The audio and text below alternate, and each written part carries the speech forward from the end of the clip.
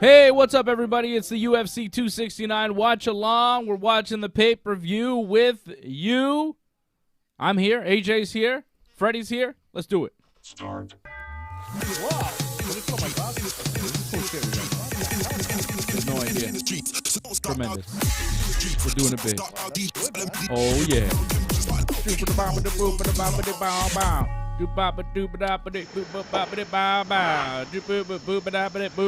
Freddie. What up, Fred? You all right? You okay, What's up? man? I'm great, man. Swimming there or something. All right, guys. Look, we don't know how long we have for the show before the lights go out. How about you talking to your mic Again? so people can What the actually hell, hear man? you? Yeah, again.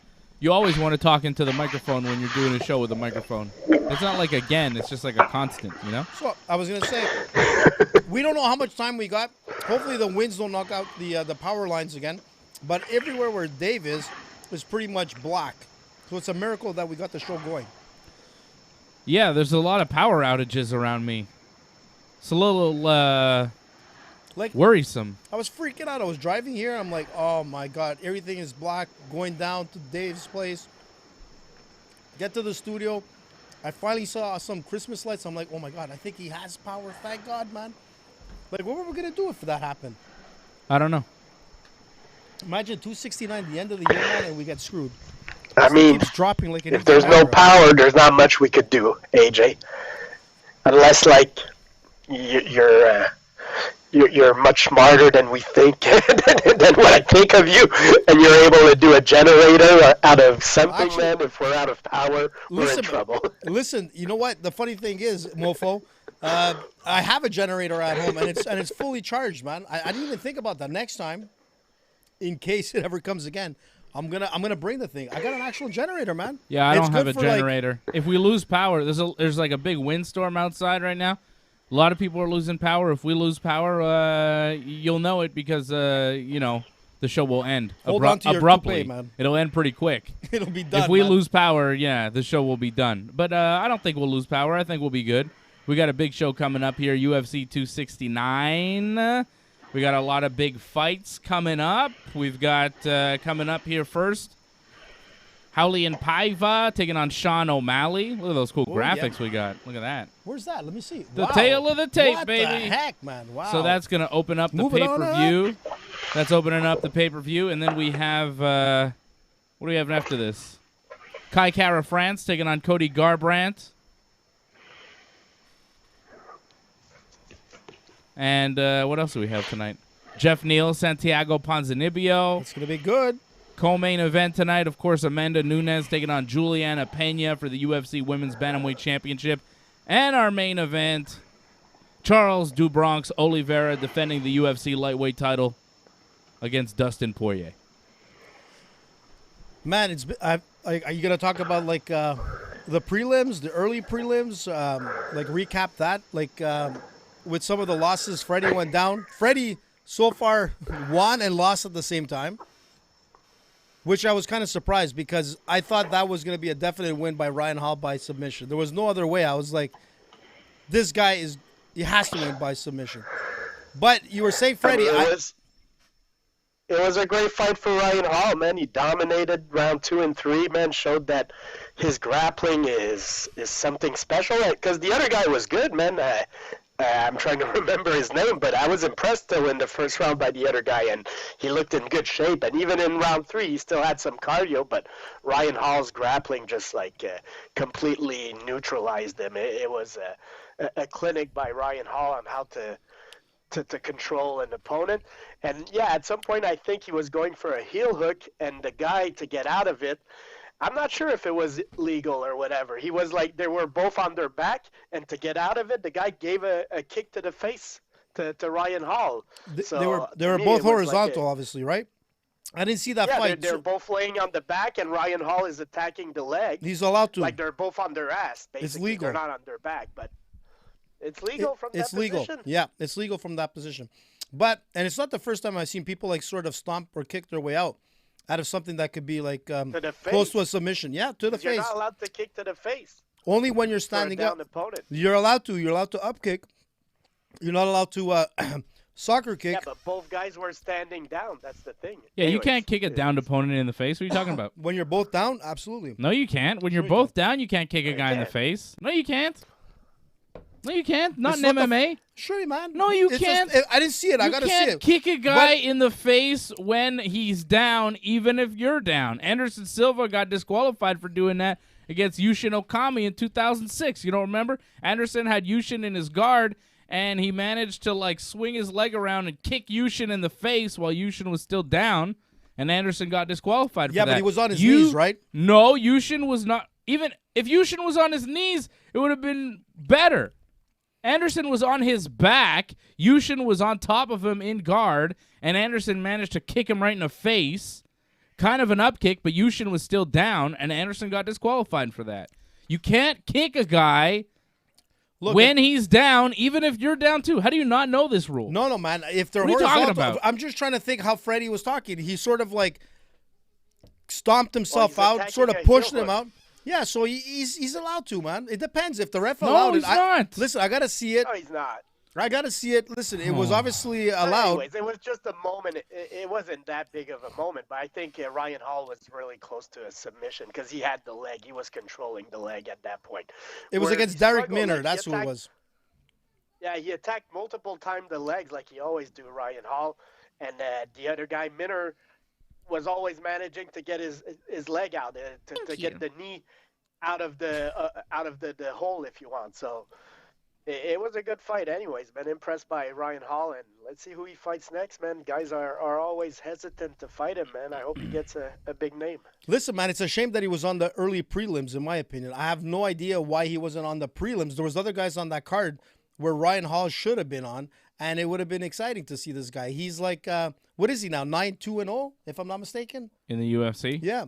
Yeah, maybe. Listen, man, it's No, too not bad. 9. 1, 2, 3. No, I think he's 9, four, man. He has 4 one and loss, no? he's 4-1. Yeah, but in overall MMA record. I He's think 9-2 Yeah. overall MMA, but he's 4-1 in the UFC. Still, man, it's a great Or record. 5-1 now. Sorry. Listen, man, no reason to be on an early prelim with a name like Ryan Hall. Well, there's a lot of guys on prelims tonight. This is a packed card. You had Dominic Cruz on a prelim.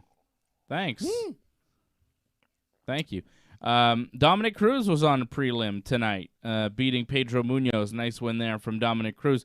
Tai Tuivasa with a knockout win over Augusto Sakai, and then drinking beer out of, Some guy's shoe. the fans' shoes. Doesn't seem sanitary, but why not, man? It's cool, man.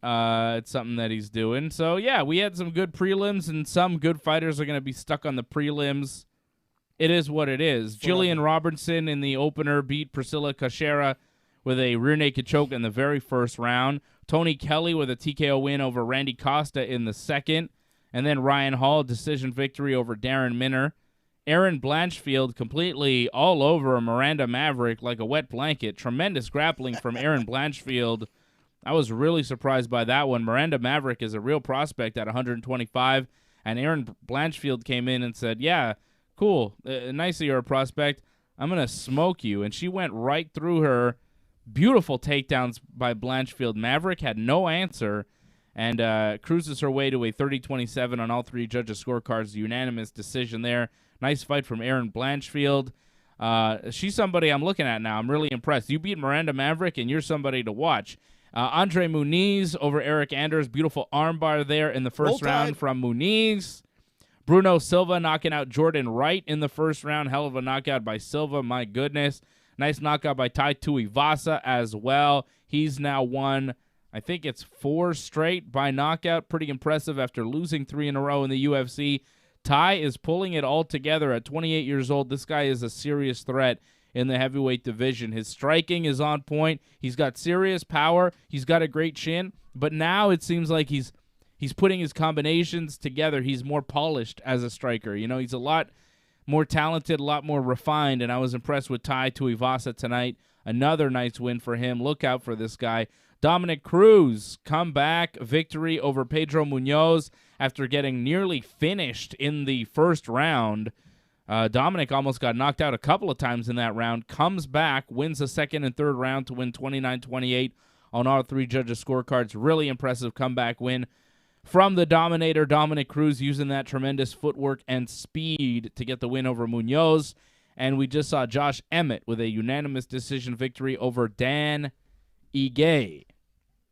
And those are the prelims so far. We got Howley and Paiva taking on Sean O'Malley up next. The Bet99 odds for this one have Paiva as a pretty heavy underdog. Right now, I got Paiva at plus 260, O'Malley minus 350. The favorite, AJ, I know you have O'Malley on your parlay. Freddie and I had our parlays busted early. I'm talking real early. Freddie had Ryan Hall by submission and Charles Oliveira by submission. Unfortunately, Hall winning, but by decision, so Freddie's parlay got busted. I had a Miranda Maverick, Tai Tuivasa, Dominic Cruz, and Santiago Ponzinibbio parlay going. Dustin Poirier as well. And Miranda Maverick lost early, so my parlay got busted, which really hurts when you see Tuivasa and Dominic Cruz winning to keep the parlay going, but it's over for me, and it's over for Fred. But AJ, realizing that he usually loses very early, decided to put his parlays only on the main card. So Team AJ's parlay right now is he's got O'Malley, Cara France, Ponzinibbio, Nunes, and Poirier by knockout. Freddie and I had Poirier, Ponzinibbio, Cruz, Tuivasa, and Maverick. And like I said, Fred had Hall by submission, Oliveira by submission. Fred and I didn't give a pick for this fight. I know AJ's going with Sean O'Malley. Sugar. I think O'Malley probably pulls this one off, too. Seeing them at the weigh-ins, O'Malley just seemed way bigger. They seemed like they were in a different weight division. O'Malley is big for 135, and I think he pulls it off. He pulls off another nice performance. Maybe he gets a knockout, but either way, I got O'Malley winning here, Freddie. What do you think? Yeah, I got O'Malley also. I hope he finishes him because, like, the other guy is not ranked or, anyways, he's not a contender. So O'Malley needs to finish this guy or at least dominate him. Like, if O'Malley wants to be considered as one of the top guys, that's what he needs to do. Now, I was talking with one of my buddies this week about O'Malley because we were training, and one guy was like, "Oh, O'Malley, you know, he's a pussy, lack of a better word. He's not fighting. He's not fighting top competition." And I said, like, yeah, you're right. Like, but at the same time, man, this guy, you know, he's winning the same amount of money. He's thinking of his next contract. So, hey, what good would it make for him to lose to a top 5 guy and after that have to negotiate a contract, you know? So right now he's taking his wins and he's probably going to go up in competition slowly. But look, I'd like to see him fight better competition, but at the same time, as a businessman, I understand what he's doing, man. He's protecting a little bit his career and putting career first as far as decisions. Yeah, he's been really outspoken about that, too. A lot of guys just say, you know, I'll fight whoever's in front of me. I want to fight the champion. I want to move up the ranks. But O'Malley's like, look, I'm getting paid no matter what, so I just want to fight guys kind of that I can beat until they pay me to fight guys that are tougher. I don't know if that's look. I don't know. To me, if you really believe in your skills, you want to move up the ranks to the point where you're at the top of the rankings and then you get the big money. That's usually how it goes, you know? But I understand what O'Malley's doing, but at the same time, most UFC fighters say, look, I'll fight anybody. I'm willing to go up the ranks.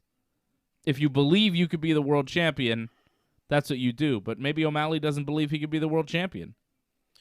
No, I don't think so, Dave. I think he does believe that he could be world champion. He's been saying it for the longest time. But the thing with him is that he doesn't care who he fights. And in fact, he said it. He goes, listen, I like to choose like who I like to fight and whatnot, but it doesn't make a difference because the bottom line is it's not him who decides. It's the UFC brass that does.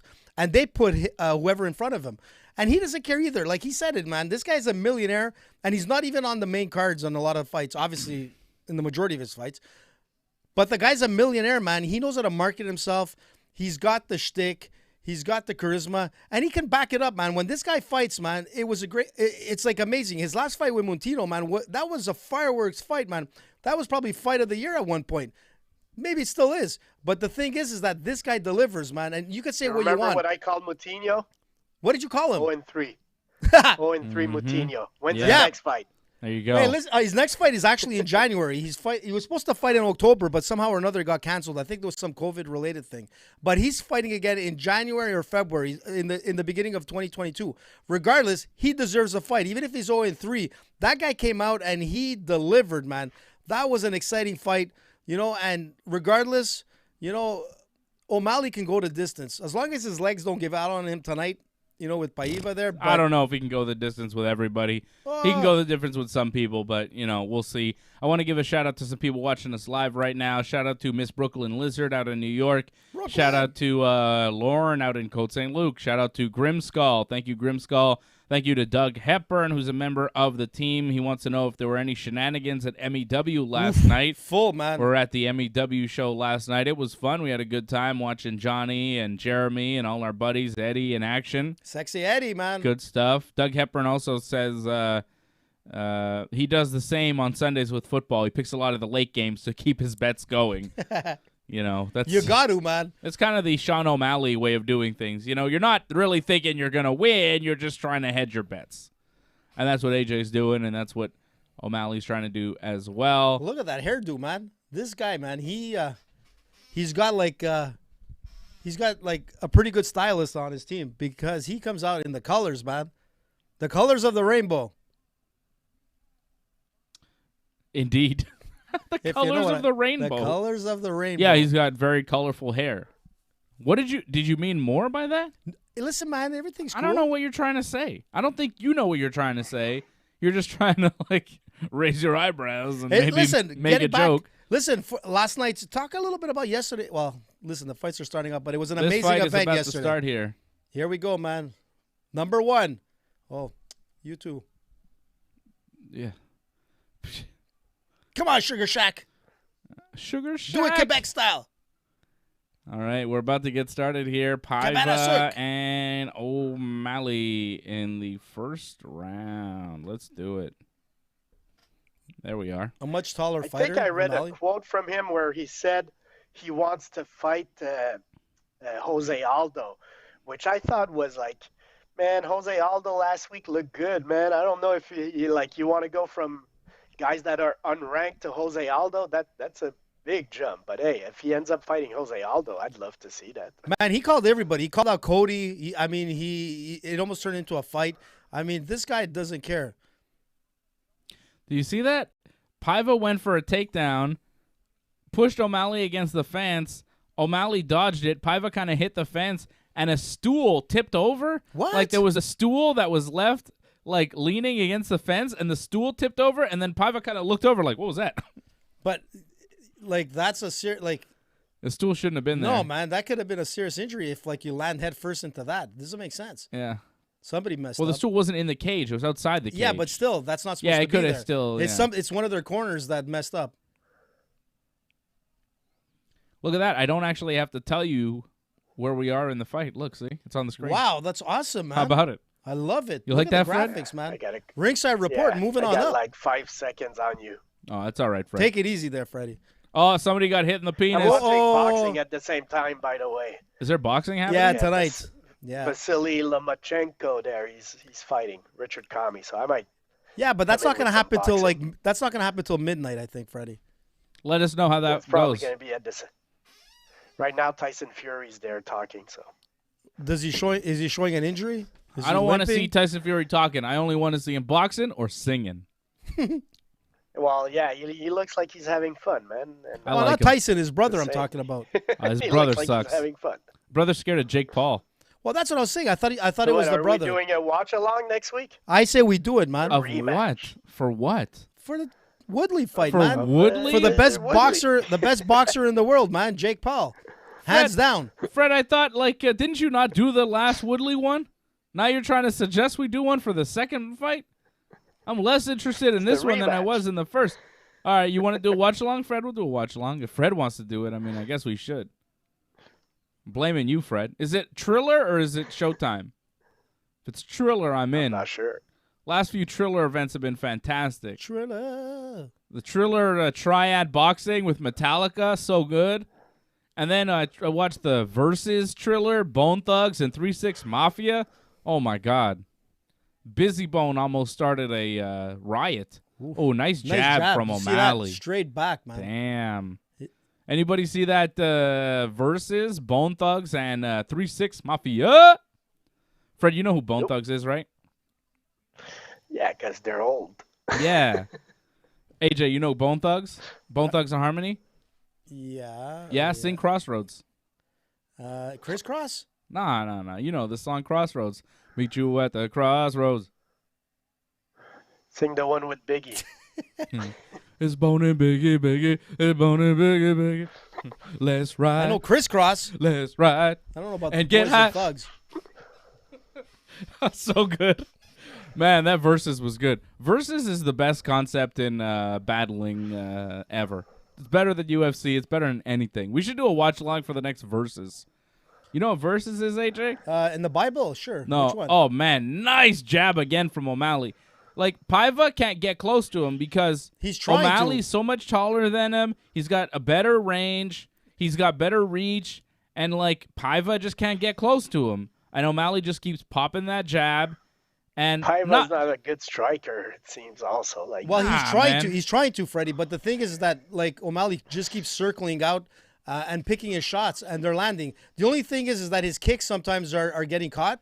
Other than that, man, like you'll see, like he tried to throw some kicks, and sometimes he doesn't release them. I mean, if it was a really good grappler in that position, he would get caught. But at this point, it's working for O'Malley. right now, Paiva's controlling the center of the octagon. I don't know if he's controlling it. Well, I mean, he's in the center of the octagon. O'Malley is just allowing himself to kind of work around, circle him. but that's how O'Malley fights. Yeah. Still. He likes to Yeah, hit yeah, from yeah. outside. Oh, okay. Nice little hit here. Oh, come on. Oh! Hell of a right hook from Nice. O'Malley. Right to the temple. And now he's landing a Oh! combination. Paiva is hurt. Paiva is real hurt. Ooh, Ooh, Mayday, can he Mayday. make the bell? He's in big trouble against him. It's over. Whoa! It's over. O'Malley. Sugar Shack. Sweet Sugar. Throwing the hoops. Look at that. He got a three-pointer. Sh- Boom. Sugar Look at O'Malley. Shane. The Cabana Circle O'Malley. Wow. And Sugar you know what? Shack. You know what? Look at that. I want to eat his hair. It looks like cotton candy. O'Malley's good, man. He needs to fight some good opposition, man. Listen, man, there was Come a lot on, of hype man. on this Paiva from a lot of people, too. So it's not like he fought some chump. Mind you, he's not even on the top 15 at this point. But it doesn't make a difference. I mean, O'Malley looked good, He man. fought a chump. I don't think he was a chump, bud. He got The only he way got that hook. Paiva doesn't go 0-3 is if he fights Moutinho. Listen, Moutinho is no joke, man. Even though he went, you know what? He impressed me, that kid, on his last fight. First round finish for Sean O'Malley. He's from Portugal, Moutinho. Did you know that? Why are we still talking about Moutinho? Sean O'Malley just beat Howley and Paiva in the very first Look at round. this. Some beautiful, nice body, like beautiful body head, shots. like body head, yeah, body, man. great Beautiful. boxing from O'Malley. Beautiful, man. He's Woo. slick, man. He's slick against this level of competition. I just, like, Let's see how. Whoa! Look at Rogan's reacting. I'm not that interested in seeing him fight Paiva. Like, if you say, oh, he wants to fight Aldo, okay, let's see that. Listen, Let's see him step up. Listen, it could happen now. That could be the next fight. He has to at this point, Listen, man. it's not his choice, but like he said, The Vera fight was a step Peter up. Yan beat? Who did Peter Yan beat his last fight? Trying to remember. What's his name? Cody, what's his face? You know what I'm talking about. Sandhagen? Make him fight him. Was it Oh, Sandhagen? yeah, make him fight Yeah. Sandhagen or something Corey. like that, yeah. Yeah. Like, yeah, O'Malley should fight Sandhagen or something like that at least. Like, he stepped up when he fought Marlon Vera. He lost to Marlon Vera. Then he went to Thomas Almeida and then Moutinho. Like, I understand he stepped up in competition. He faltered, but now he's won 3 in a row. Smashes through this Paiva guy. I think Aldo is, like, too big of a step up, but I still think he needs to step up into somebody, you know, top like 15. a Sandhagen would be good. Top 15, top 10. Sandhagen would be tough. Yeah, it would be a tough fight. It would be I mean, tough. they're both lanky fighters. Like, you know, Sanhagen, his jiu-jitsu is like over the top. O'Malley, I'm like, really got to see it. But going up against like Rob Sanhagen. Font. Rob Font Font just lost, man. What? How about he fights Rob Font? That could be interesting. These are tough fights you're talking about. These are, yeah, but I think you're right. Somebody like that, Rob Font. Maybe he's going to say something here, O'Malley. Did somebody put a chain on him while he was like Yeah, celebrating? he's wearing a chain. What's up with that, man? G-Mac. Huh? What was The that? chain stuff, man. Rapper's delight. Listen, man, you weren't too crazy about the music last night at the show, eh? That's your only They critique? could have had a different Listen, DJ. I'm going to tell you something. Let's take it easy. No, listen, I'm going to tell you one thing with Dave. When you go to a show with Dave is all serious about it, man. He's like a pro all the way, man. He's not like saying anything. He's like analyzing it, breaking it down. I'm telling you, I'm sitting next to him. I'm like, whoa! Like, you know, stop him out. Hit him with whatever. I'm like, I'll be like into it. Like, I really get into it. But Dave is focused, man. He's like analyzing and he's telling me stuff like he should have done this in a sense, which would have been better. And I'm like, oh, okay, whatever. Which made sense. Like, you were saying stuff that I was like, Yeah. I had no idea. And I'm like, oh, But yeah, then when that I makes sense. explain it to you, you're like, oh, yeah, that they should have done that. That's true. Well, yeah. Yeah. Well, I watch wrestling differently than most people. You know, I'm not watching it going crazy. I'm not there to yell and scream. I'm there to watch it and to study it and to see what's going on and to. I mean, I talked to the promoter after the show, right? So I'm. You had fans. Listen, if you don't know, like Dave Simon, You know. Dave Simon's got fans, autographs, pictures. People know him.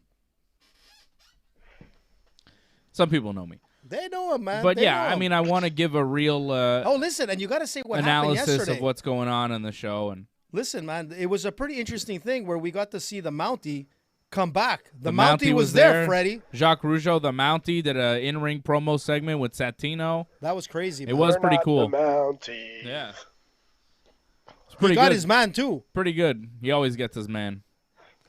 And then there's a girl coming in from the WWE to this. Taya Valkyrie is going to come to MEW. Yeah, former WWE wrestler, NXT wrestler.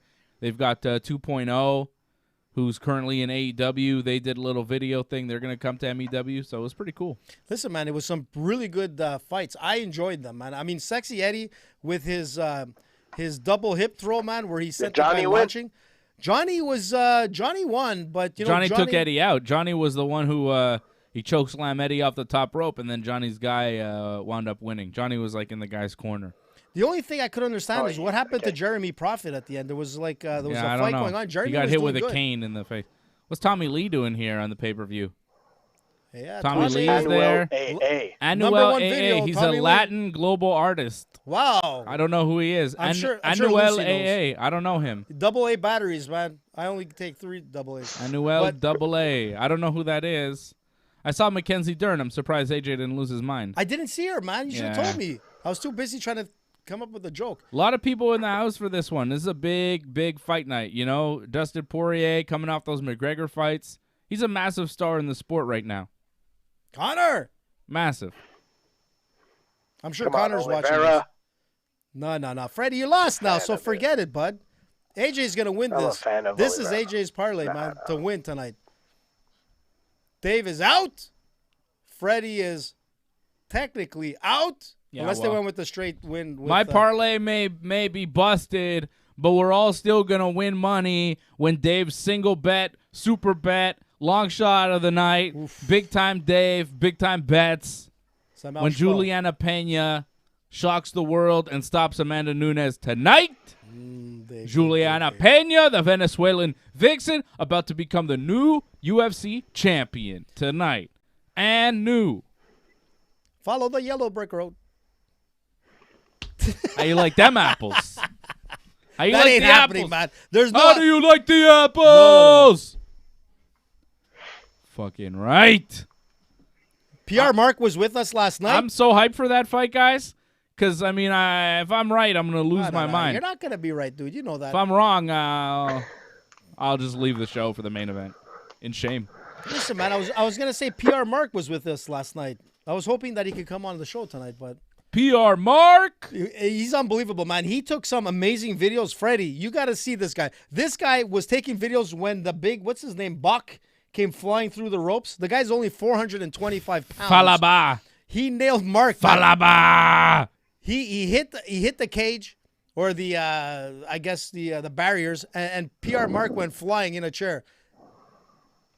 PR Mark, man. This guy, he's not worried about anybody, man. He was up front and like he was amazing. With PR Mark. Ringside Report, PR. There he is. There he is. PR Mark. He's crazy, man. Shout he's out the to, best.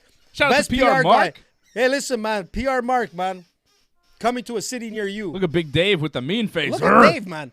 Why don't you show our Instagram, our Momesos thing, man? I don't know. Come on. I don't know how to get to everything. The other day, Stop Dave, bothering me. the other day I saw PCO on Facebook was saying that he had like his own figurine now. You ordered one of those? Oh yeah, I saw it. I didn't order one because it's like really expensive for what it is. It's like $50 or something. I mean, it's PCO. Yeah, PCO's cool and all, but I'm not doing that. I got a lot of figures. I don't need all the figures. Dave's got them all, man. What do you want? I'll sell you this for like $10. What do you want? Hey, take it easy. We're not selling these. Look, it's an Adesanya, Fred. I got an Adesanya. That's really nice. Ooh. Look at that. Easy style. From the streets of Florida through the house of BMF. the UFC. This one here is a little bit more valuable. I'll sell it for $15. You can't sell my stuff. This is not a... This is like, you know, the that show on television where it's like, you know, the Home Shopping Network. What's that? These are authentic Bret the Hitman Hart's sunglasses. What? Right now. Autographed by the Hitman. Are you authentic. serious? Authentic. These much you wanna are sell that for? $400 right now. Come on. Are you joking? I don't want to sell them, so. Listen, Somebody wants to give me $400. I mean, I guess I'll sell them. if you want it for like $250, it's sold. $250, bud. That's official. This is really, it's actually autographed. That's real. He's not joking, man. Wow, man. So I've been impressed. watching AEW, Dave. Why are the Young Bucks wearing pink? Is it like Heart Foundation? It's to get heat, I think. What? What kind to of get heat? heat? Viagra Yeah. heat? Man, I get a feeling they're great, but they seem to job a lot. I'm just saying. What the hell does that mean? Yeah, they were champions for a long time. What's They were Freddie just champions saying? for like a year, you know, and they were beating everybody. So now it's time to kind of lose some matches. Whoa, give whoa, back. hold on a sec. Let's Give back let's to the reverse What's a company. jobber, AJ? Yeah, what the hell is that What's a supposed to jobber? Well, I don't understand what it means in wrestling terms. He's jobbing. I don't understand. Means What is he's that? losing. Why? Means you lose a lot. He's doing his job. So Doing, he sucks. doing the job. That's what you're trying to say. No, in wrestling, if you lose a lot, it doesn't mean you suck. That's not how it works, AJ. I have to explain pro wrestling to you every. Listen. I feel like I have to re-explain things. Listen, to my you. only thing is I that was thinking about, like, didn't you say AJ was a ref? How did that go when AJ doesn't even understand how wrestling works? I don't know. Man, I ended up winning that fight too. I ended up winning like Did you You're not count Mickey, the pin man. at the right moment? You're not supposed to win a fight when you're the referee. Well, man, he pushed me, man. The guy pushed me, and it was all. I told him not to push me. Oh, you disqualified him? Yeah, but the thing is then he started pushing the ref, and then which was me, and I told him don't touch me, and then he gave me a two-handed shove, and then I just ended it with like a nice, you know. And then throw. AJ choked him out And then, for real. And then I choked him out. Yeah, it was. But the slam was actually probably the part where, like Mickey said, was like, "What the hell, man?" Like I really slammed him, man. But that's what I thought you had to do. It was awesome, man. People came up after the show. They were like clapping me. They're like, "Wow, it's amazing." Then I had hecklers in the stands, and then I almost went over the ring. And then it's a long story, but yeah, they tried to stop me from choking out some people in the stands because they were booing me, man. It was crazy. Wrestling fans are nuts. I love it. I love it. Yeah, I think Next they were time- booing you because you didn't understand what the hell was going on. All right, we got Cody Garbrandt now making the walk. Cody Garbrandt taking on Kai Kara France here coming up at UFC 269. What was our pick on that, Dave? I don't know. I think you put. I think who we, did you bet? We both went France. Me and Dave had France, I think. But Yeah. you know what? I kind of regret it, man. I want Cody to have success, man. No, I had. Like, he's a name, man. It'd be good to see him win, Yeah, I took man. Kara Be France a as well. challenger in the division. Come on, Cody. Pull it off. Yeah, I could see Cody Garbrandt pulling it off. He seems a lot bigger than Kara France. This is Cody's first drop down to 125. Former bantamweight champion. We'll see how he does here, but he's been losing a lot of fights in the past couple of years. And usually when you drop down a weight division after losing a lot of fights and being a former champion, it's not the best sign. I feel like Kara France is a real... doing good at 135 now? He's doing all right. I mean, how good is he really doing? I mean, he's number one contender, or he's close to that. I mean, he lost to Peter Yan, you know? He lost to Marlon Vera. I don't know. Like, a lot of people lose to Peter Yan, but yeah, I mean, sure, Aldo's great. He's won 3 in a row. He looks good, Cody, man. But his I don't know. Physique, man, looks great. I don't see Aldo becoming world champion, just like I don't see Garbrandt becoming world champion at 125. Man, he's going down. I mean, he looks in better physique than he did at 135. There's no doubt about it. But, you know, it's still Cody. It's not going to change going down. We'll see what happens as the fight, moves forward. But, yep. There's a quarter Old of million hard to die. houses without electricity. So we're What? lucky. Yeah, we're very I'm lucky. telling you, man. 256,000 houses in Quebec without electricity, and I'm a lot telling of them you. are around us. But I saw a map. I saw a map online of where my house is, and it's like a circle. Like all around my house, all the blocks around me, they're all in the dark right now. There's no power, but luckily right here, right now, UFC 269 gods, man. They knew. Yeah, we They still have know, electricity, but No other sport. It's- Hockey's canceled. Everybody's not watching anything except the UFC 269 at Dave Simon's house, Dave Simon's studio. what are you talking about? We're still alive, man. Yeah, I mean, We're we're still still providing a show, man. yeah.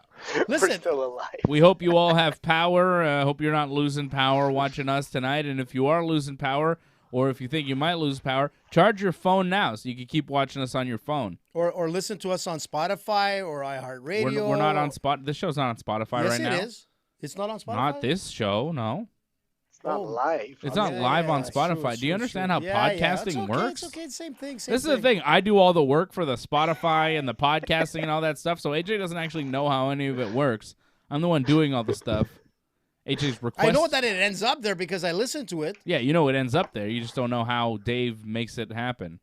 You don't even know Just that make Dave it is. happen. Yeah, That's you the don't most even know important that thing. I'm the one doing it. Do I need to know that? I just know that it's there, man. I just want to listen. I mean, it might help when you're telling people that things are there when they're not there. Well, then I know that we're on Twitch live. That's for sure. I know that we're on YouTube, Facebook. What else, Dave? Twitch, Joe Facebook, Rogan has YouTube. that skit. Joe Rogan has that skit about we're not as smart as we want to think we are. Like we mostly remember stuff that other smart people did. And I think AJ falls in that. Like AJ loves to think he's smart, but he probably just Freddie, I remembers a lot swear, of things that other people do for him. Listen, I agree. Man, listen, there's nothing wrong with that. I give credit where credit is due. I give credit to Dave, man. Did you hear me talking about him analyzing wrestling? I mean, it's the same thing with the show. I just go listen to it. I don't want to know the technical aspect of it. You should see all this equipment in front of me. This to me is like Japanese, man. Things are going up and down like a heart monitor. I see things like, is it, no, nothing's flatlined there. I see the heart rate going up there. I see lights, red. You should see the shit that's over here, man. There's This a lot is not going like on. a second-rated show, man. There's Damn, cameras Garbrandt and is, lights, and we have makeup before, and we have all this, and then we have all these lights here, man. It's crazy. Dave Simon Productions, man. What are you saying, Fred? Garbrandt much taller, but Yeah. shorter reach, man. Interesting. How the hell did that work? Garbrandt's Yeah. 5'8", with a 65.5-inch reach, and He's a the pound other guy's heavier. 5'4" with a 68-inch reach. That's weird. Monkey arms, man. He's short, but he's got long arms. Garbrandt versus Kara France. Come on, Cody. It's quite Come a on, name. Freddie. Pull it What are you off. saying that for, man? My parlay has to win. Kara France. Boom. Vive la I France. thought you took. No, I thought you had Cody. No, No. I didn't take Cody on this. He took Kara France in his parlay, and I'm sticking with Kara France. I think Kara France pulls off the victory. And Freddie, you going with Garbrandt or what? You switching? Yeah, man, go Cody, man. Everybody's flip-flopping on this. You're the king of 269. flip-flopping. No love. You're the flip-flop king. Oh, yeah. Yeah, look who's you're talking. the one. You're Dave the one who Simon, picked. You're the king of flips? I don't and know. flops? I think you're the king of flip-flops. You're the one who picked the Charles Oliveira last Sunday, and now tonight you're like, Listen, oh, Dustin Poirier's going to smash him.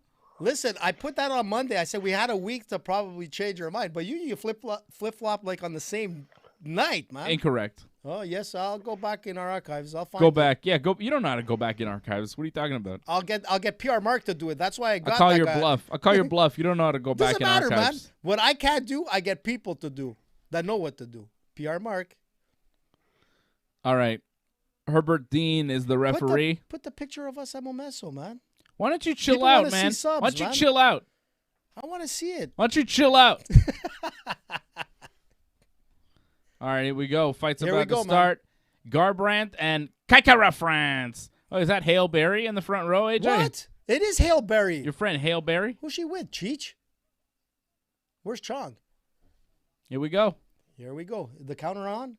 Wow, look at those graphics. Look at that. Impressive, man. Yeah, I'm old enough to remember when she was Dave Justice's wife. Oh, my God. Yes, David Justice, Atlanta Braves, baby. Who cares? That guy was bud? the man. What do you mean, who cares? She lives in Montreal now. She's No, a she Montrealer. doesn't. That's more impressive. No, she doesn't. Yeah, she left man. that guy. She's not with that guy anymore. She still has a house here, bud. I don't For think real? so. No, yeah, she was with like a guy from here. I think she had a kid or two with that guy from Montreal, but she's not with that guy anymore. She's with a new guy, and he's not from Montreal, so I don't think she hangs out here anymore. Halle Berry's had like 4 husbands or something. Halle Berry goes through husbands like me and Freddie saw go a through meme. packs of rolling I papers. saw a You know what I meme the other mean? day that cracked me up. Uh-huh. It was they showed like I don't know is Ben Affleck back with Jennifer Lopez? Yeah. Because they were like pictured. So like somebody did a meme where they're at a basketball game, I think, and they wrote like Ben Affleck telling her, "If you marry me, you'll have as many rings as Michael Jordan." What? Listen, Freddie, I'm gonna tell you a. Yeah, right. I mean, Jennifer Lopez has been married like a million times. Freddie, I don't understand these people get married like 6, 7 times. Like at a certain point, don't you say, yeah, maybe we'll just like not get married. Maybe we'll just like, date and forget about the whole wedding thing. Because like they got so much money, they got to split it up afterwards. They just Seems messy, man. Listen, man, I got a story with Ben Affleck. There's a poster in my house that was actually the money was given to me by Ben Affleck. Long story short, but that guy knows how to rock and roll, man. Oh yeah, Ben knows me, man. Long story short, that guy knows how to rock and roll. I don't Big even time, know what man. that means. I can't say it. I wish I could say it, but I'm worried I'm rock. gonna get sued or something. Not Don't that say AJ it, really 'cause cares. I know what you want to say, but don't say it. I 'cause want to you're- because I know you're not Dave allowed gets to nervous, say but it. I love to say it. You're saying he has some interests similar to John Jones? Well, I'll tell you what, man. I would have at that night. I would have liked to join him because it was like rock and roll. Wow. This is back when you were working in the hotel business? Keep it down, Dave. What? Don't say where I was. Oh, whoa. It's okay for you to say things that make me uncomfortable, but I can't. Oh! Garbrandt goes Mayday, down. Big mayday. right hand by Cara Wow, did you France. see how he dropped? Garbrandt Like a is in tree. big trouble. Whoa. He's down again. He just got dropped Whoa. again. Garbrandt is running away, but telling him to bring it, but Come he's on. getting smashed. What the hell? Oh, Garbrandt Wow. with a Yeah, takedown. Oh, goodness. Garbrandt Oh, is but definitely Garbrandt's hurt. not there, man. No, he's hurt. Yeah. Oh man. Oh. He just let go of He the just back. let go of the Weird. back for no reason. What the hell was But that? did you see the way he dropped like a tree, man? Oh, he just went down. Garbrandt is Wow. is in. He's not there. He's on Yeah. Dream Street right now. in Look trouble. at him, the way he's moving. Oh, he's just getting He's jabbed. just eating those shots Cara now. France is in his face. But he's circling up, man. He's still there. He's circling away, but like he can't get anything going right now. His arms are his dead. eyes cut. He got a takedown, and then he had. Oh! Oh, Holy it's over! It's shit. over, dude! Call Come it, on, Herb, it's call over! it. It's over! Herb Jeez. called it. Oh my God! What the Several hell? punches. Boom, boom, boom, Wow. boom, boom.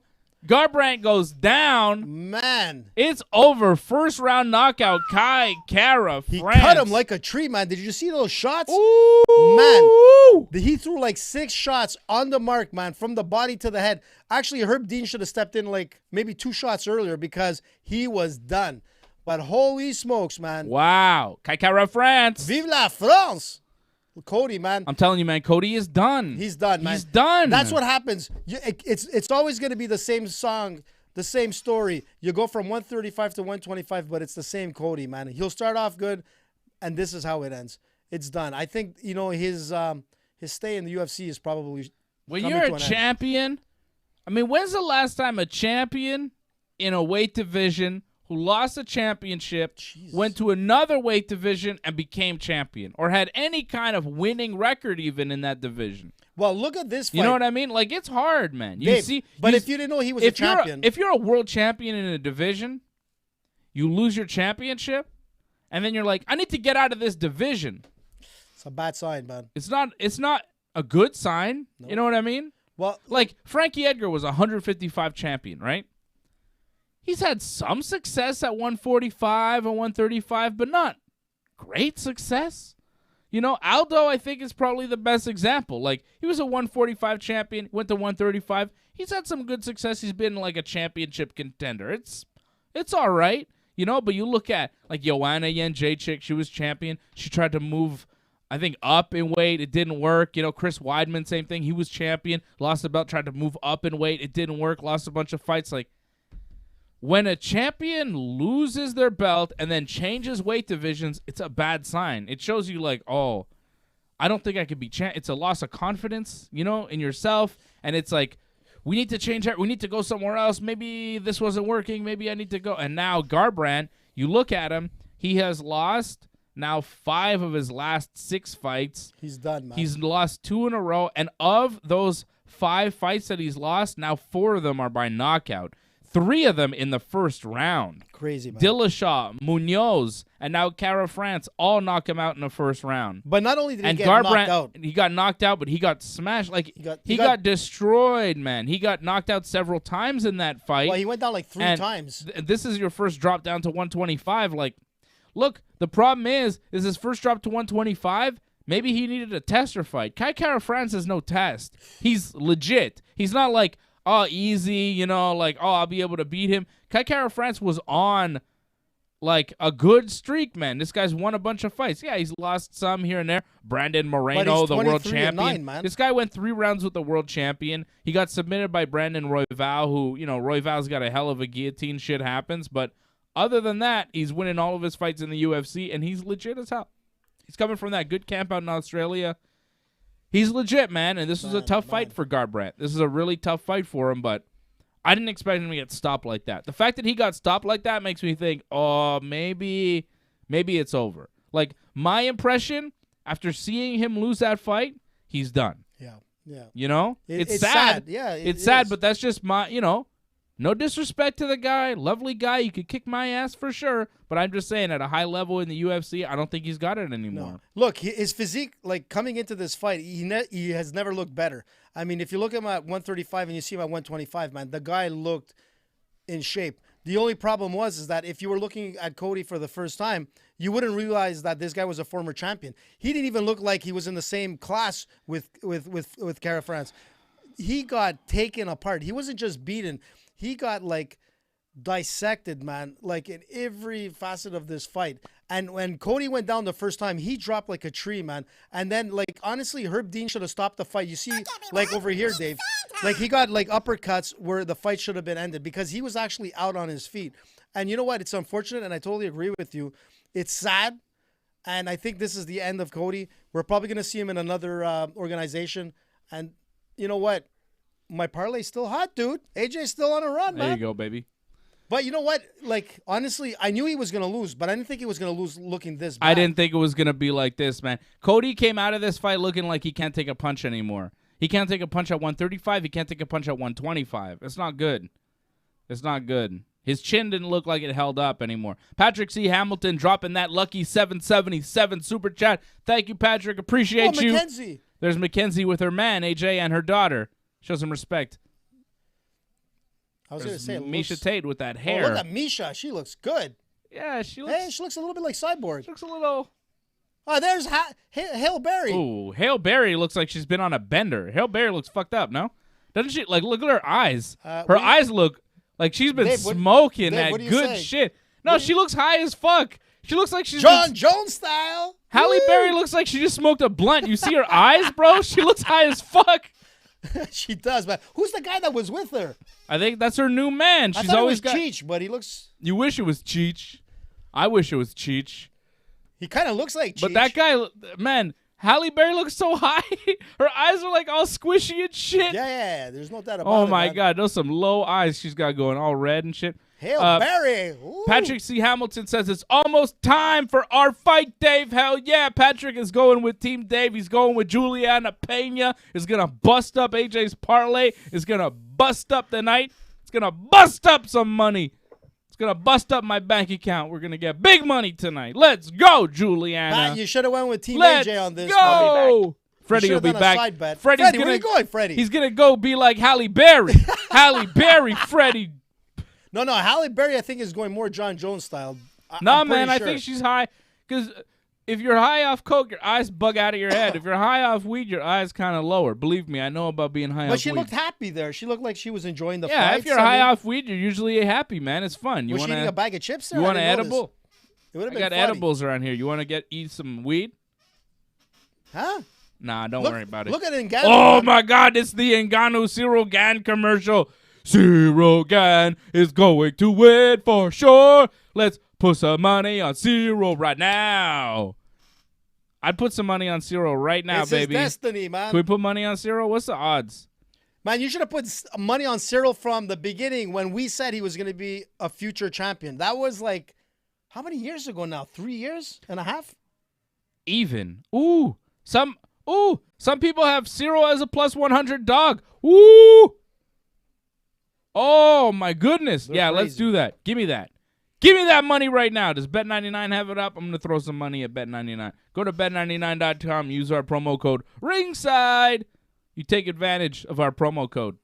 Dave, show the picture with Cyril, man. It's Show not your like face. we're lying, Show man. your face. Come on, man. Stop trying to tell me to show things that I don't have ready. Why don't you have this shit ready, man? Why would I have What kind of, any like- picture that you have that comes to mind ready? That's why I got like people like Why working don't you? for me that Why do don't you things get your right shit away. together? Where's PR Mark? We need PR Mark to do this Get shit. your mic in your face, you. Ow, you bastard!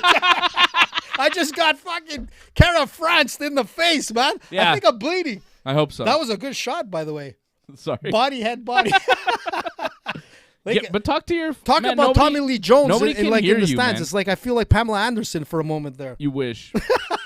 You wish you were that sexy. Well, he's got a Cyril big schlong, Gann- man. Cyril Him Gann- and Keitel. Cyril Gann right now minus 110.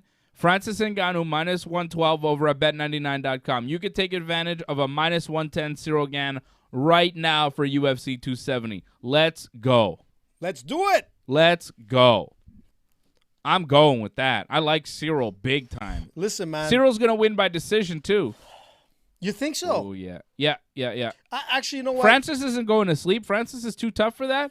Francis won't be able to touch Cyril. Cyril will touch him, will touch him, will touch him. He'll dance around him. He's more technical than Francis is. I think Because he stayed with fucking Fernand Lopez, who knows what the fuck he's doing. no, I agree You with stay you. with Monsieur Lopez, and you do well. Lopez is the man. There's no doubt about it. But the only thing that I see is Cyril Gann's kicking ability, man. If Cyril's able to do what he's done from as far back to in his Muay Thai career to like in the UFC, the guy has devastating kicks. And if he's able to break down Ngannou, he's going to be able to stop him. I have a feeling that you're right. It's probably going to go decision, man. You say Muay Thai? Muay Thai, man. Muay Thai. That's what I said. Muay Thai. What's up with It's you, man? Am I talking like M-U-A-Y. Japanese? I don't know. You say Muay Thai like it's M-O-O, like a cow. Muay Thai. Sometimes it looks like that, man. You know what? Holy. I don't know what you're saying. You just Look say at all things the crowd, sometimes, eh? man. Look at this, man. Yo, 2 first-round Wow. knockouts. 2 first-round Full knockouts to house. start off this card. Sean O'Malley knocks out Howley and Paiva in the first round, and then Kai Kara France knocks out Cody Garbrandt in the very Boy, first round. it looked like he knocked him down 3 times, Dave. This next fight's going to be a dogfight, too. We have, what do we got? Ponzinibbio and Jeff Neal. Not this fight. Isn't it these this one guys. coming up? Santiago Ponzinibbio and Jeffrey Neal. Jeff doing the Neal- John Jones stuff. Neal, 5'11", Ponzinibbio 6 feet, but Neal has a 2-inch reach advantage, 75-inch compared to 73 for Ponzinibbio. Ponzinibbio is a wild man. I love watching him fight. He fight like he's a brawler, you know? Like, he doesn't care. He's got a hell of a chin, and he's going in there to knock everybody out. He was talking at the press conference saying he's gunning for Kamaru Usman. He's going to knock Usman out. He might, man. He's the greatest Argentinian MMA fighter of all time, Santiago Ponzinibbio. More than your Peña tonight. What? I said Argentina. Isn't Peña from Argentina? She's the Venezuelan vixen. Oh, you Venezuela. tell me. Oh, sorry, man. You're right. Sorry, bud. Get it together. I got it confused. Close enough. No, it isn't. Yeah. Venezuela and Argentina? I don't think they're that close. South America, bud? I mean, it's South America, but I don't know how close they are.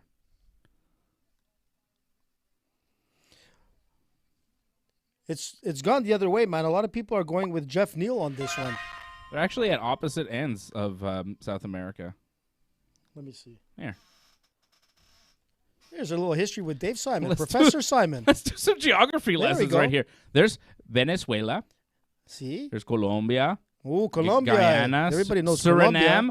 Over here, home of Jairzinho. That's where Jairzinho, man. Jairzinho is from Suriname. From, eh? Yes, Wow. right there. It borders Brazil.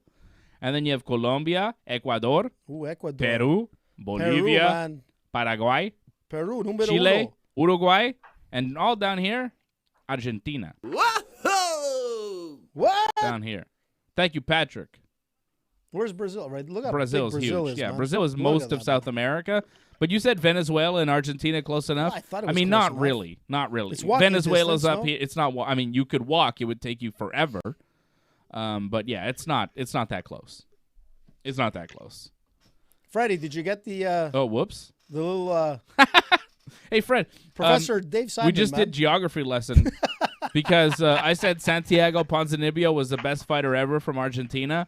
And then Fred, AJ said, what about Juliana Peña? And I said, she's the Venezuelan vixen. Yeah. And then AJ said close enough. And then I looked at a map of South America, and Venezuela's like on the north, and distance. Argentina's like at the bottom. So not that close, really. But I mean, close. I mean, both, Argentina. Patrick C. Hamilton says, cool new graphics. You have talent, my boy. That's really not me. It's the whole team. I have no talent for this graphics. Not Dave. I wish that I Dave. did. I really should. Learn. Thank you to Derek Moore, our graphics consultant, to Dusty Porter, our announcer, to the whole team. There's a whole big team behind the Ringside Report Network. It isn't just me. Sometimes it feels like it's just me, but it really isn't. And we have a whole team helping us out with the graphics and giving us some new looks Looks tonight. good, man. It's looking Thumbs up to the pretty guys, nice. man. Yeah, thank you to the team doing some tremendous work this week to get everything together, and it looks beautiful tonight. Really happy with how everything is looking so Look at far. that dress. We got the tail of the tape. Megan O'Leary looking good in some sort of plastic leather dress she's got going Looks on. good, man. I like her hair, Megan O'Leary. It just seems like it doesn't move. It's just like cut. It's a cool haircut. I wish I could say that. It's like a superhero. What? Look at Ponzinibbio, man. He looks good, man. Yeah, he Whoa. looks very good. Come on, Argentina. From La Plata. Guy went to Brazil to train MMA. I think he was living in his car or something. This guy's struggled, man. And he wants to make it to the top level. He wants to become the world champion, and he's pushing for it hard. And you look at his record, man, 28-4. He's won a lot of fights, but 15 by knockout. he had won 3, 4, 5, 6, 7 in a row, knocked out Neil Magny, and then he fought Li Jinglang, and he got knocked out. That was earlier this year in January. Then he came back, got a decision win against Miguel Baeza, but this guy was on his way. Had he beat Li Jinglang, he might have been in the conversation for a title shot right now, but because of that setback. And that's a big setback, losing to Jian Ling. Why? I mean, the don't guy's know. very good. Yeah. He's very good. But that's kind of how Santiago fights, man. He goes all out. He goes for the brawl. And sometimes when you fight like that, it's 50-50. It's kind of a coin toss. Like, you might get knocked out. You might knock out your opponent. You never know. And that's kind of how he fights, but that's one of the reasons why he's so exciting. But you look at that run, man. 1, 2, 3, 4, 5, 6, 7 in a row in the welterweight division, and he didn't get a title shot. You know, like he's beaten some good guys. He beat Court McGee. He beat Nordine Taleb. He beat Gunnar Nelson. He beat Mike Perry. He beat Neil Magny. And still, he didn't get a title shot. You know, like What's the highest he got ranked? I don't know. I don't have the history of his rankings right now. But you see what I'm saying about how competitive the welterweight division is? Like, you can win 7 in a row, and people will still be like, yeah, but who's he really beat? 7 fights in a row in the UFC is hard to do. You know? I'll tell you what, man. All these divisions are getting so competitive, man. We were talking, like, in the last couple of weeks, the light heavyweight, how it's good. Today, man, that guy at middleweight, Muniz, man, I know he had a couple of other fights, but, you know, he never really caught my eye. And then I see him tap Eric Anders, like a super nice submission. There's so much talent at every division right now. And Freddie, and they're calling him now like the new era, like, Damian Maia. So, like, there's a lot of, like, hype on this guy. So we'll see what happens. But 15 of 22 wins by submission. This guy tapped out Jacare, right? He tapped out Jacare it's not a joke, man. with an armbar, tapping out Eric Anders tonight. He was a pretty big favorite going in. Roll but, Tide. yeah, Muniz is he's legit, and he's won all his fights in the UFC. He's one of these Dana White Contender Series guys. He's won 6 straight in the UFC now. Well, I mean, counting the contenders, he's won 4 straight in the actual UFC. But he's legit, and like you say, he's Fred, the guy I want to see. That's it. There are so many guys now you see, and they have impressive performances, and you look at the record, and you're like, damn, he's won 6 in a row in the UFC. He's 22-4. Like, goddamn, where do these guys keep coming from? And you're right, man. It's the parity in the UFC now is greater than it's ever been. The talent level in the UFC now is greater than it's ever been. But think about it, Dave. I mean, if you're looking at, like, the UFC, like, over 20-plus years of being in the eyes of the public, but now you have kids that are starting at, like, 6, 7, 8 years old. Yeah, with jiu-jitsu, high-level wrestling, high-level jiu-jitsu, boxing, Muay Thai. And then you get kids coming in at 10, 11, 12 years old getting into MMA. Yeah. And that's the thing. So the future generation of, like, combat fighters is going to be insane. But think about this. Think about this. In 2010, MMA was a sport where you could make millions of dollars. It was a sport, right? Yeah. In 2010.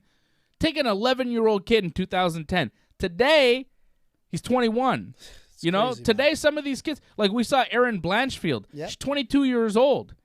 Like 10 years ago, when she's 12 years old, she's watching the GSPs and Anderson Silva, and she's like, this is a real option. Like, we are now seeing the children of the modern era of the UFC.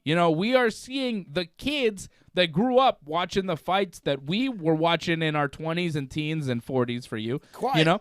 But think right? about it, Dave. But we're seeing these kids that were watching fights in 2008, 2010, who were kids, but now they're adults 10 years later, and they're in the UFC, and it's a whole new level because they have grown up their whole lives with this as an option. I mean, when I was 10 years old, the UFC didn't exist. I mean, it existed, but it was like 1995, so it barely existed.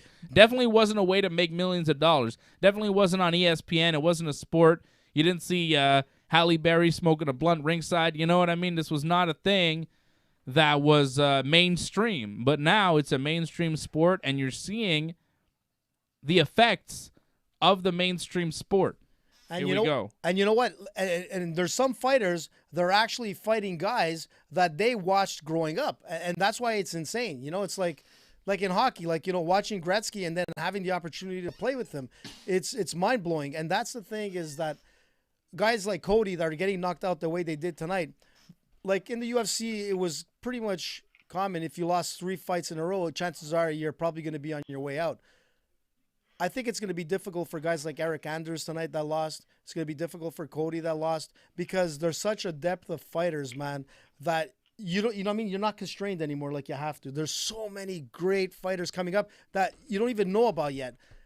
And they're going to be known. There's going to be other Connors. There's going to be other Georges. Yeah. I'm not sure if there's going to be too many Khabibs, but there will be somebody Well, from that's the Khabib's thing. camp. That's the thing with you talk about other Connors, other Georges. It's tougher now to be a Connor or a George or a Khabib, especially a Khabib who goes undefeated, because the talent is so tight that even if you're a great fighter, you're going to lose some fights along the way, you know, because it's so tight, it's so close that it's hard to go on these win streaks or be undefeated or whatever because everybody is so good, and the difference between, like when George was fighting, the difference between him and the number 2 guy was vast. But now the difference between number 1 and number 2 it's so negligible that you're going to lose some of these fights along the way, and it's going to be tougher, I think, maybe to build some of these stars because it's like, well, okay, well, he's won this fight and these fights here, but then he lost to this guy, but then that guy beat him, but he lost to the other guy, so who's really the best, You're going to have those scenarios where it's like, all right, well, you can beat him, but you can't beat him, so who's really the best among the 3 of you?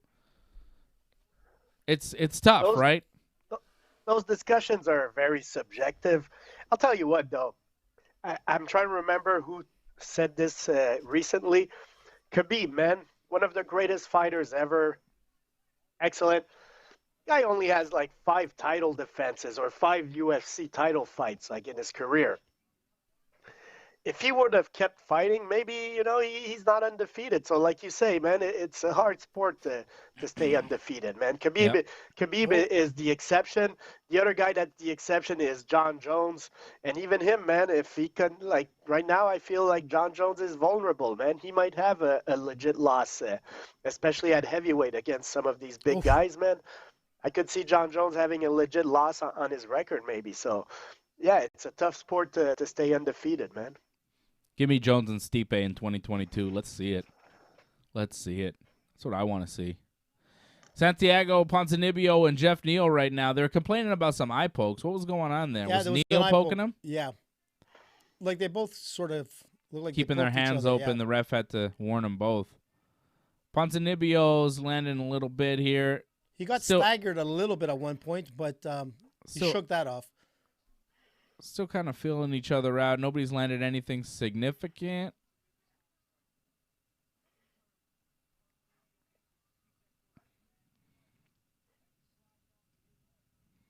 Neal's sharp, man. Neal got arrested a couple weeks ago, though, for, like, drinking and driving, Well, and I think he had a gun, too, right? Didn't he have a gun? Yeah, man. There was some crazy Allegedly, shit. He had a gun. I mean, that's not good. During a training camp.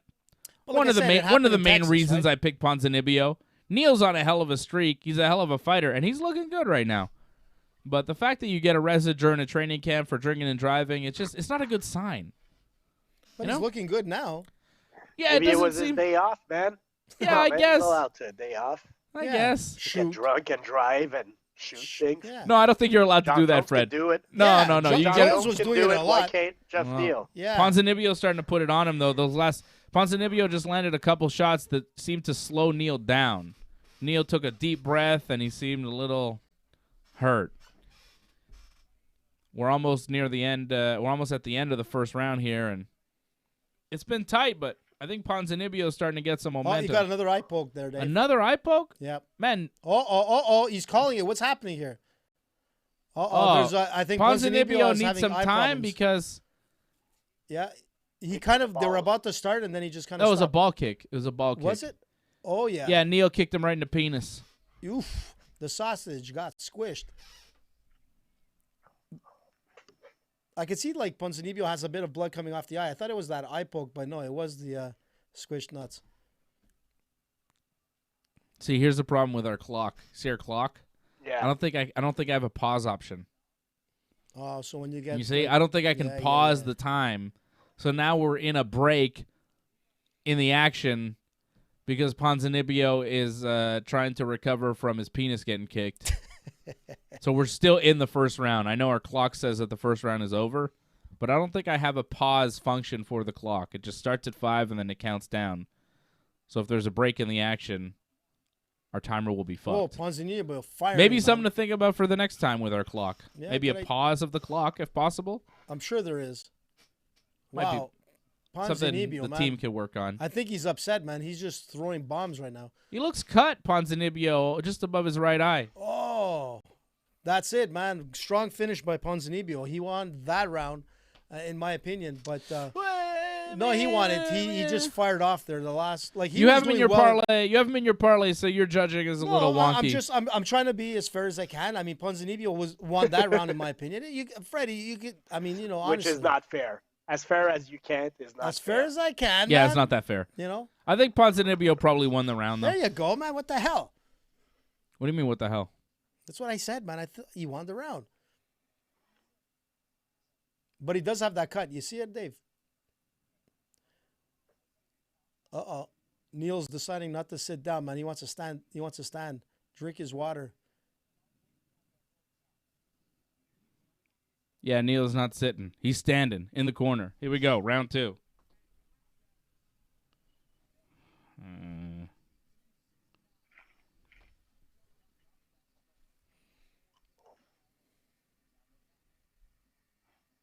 These are both power strikers, man. They're going for the headhunt, and we'll see. I don't know if it's going to last to a decision round, man. Yeah, I don't know. Ponzinibbio, he goes so hard, man. He throws everything at you. Here we go, round 2. Round 2, getting going. Right now, the live odds have Neil minus 195, the favorite, Ponzinibbio plus 145, the dog. So I think most people gave that first round to Neil, but it was close, man. Are you kidding It me? was really close. I would give a slight edge to I don't know, I man. gave it It's to tough. Ponzinibbio, Yeah. but I'll tell you what, man. Neil had a good sequence like in the middle of the round, which maybe was the most moment where caught my eye, you know. Yeah. But overall, I think Ponzinibbio won that round. I think he landed with more frequency, and towards the end of the round, he had more momentum. So I'd give a slight edge to Ponzinibbio, but judging, man, it could go either way that first round. So it'll be interesting to see how these next 2 rounds play out. If this fight does go the distance, that first round's going to be up for grabs for sure. Neil's eating those shots, Dave.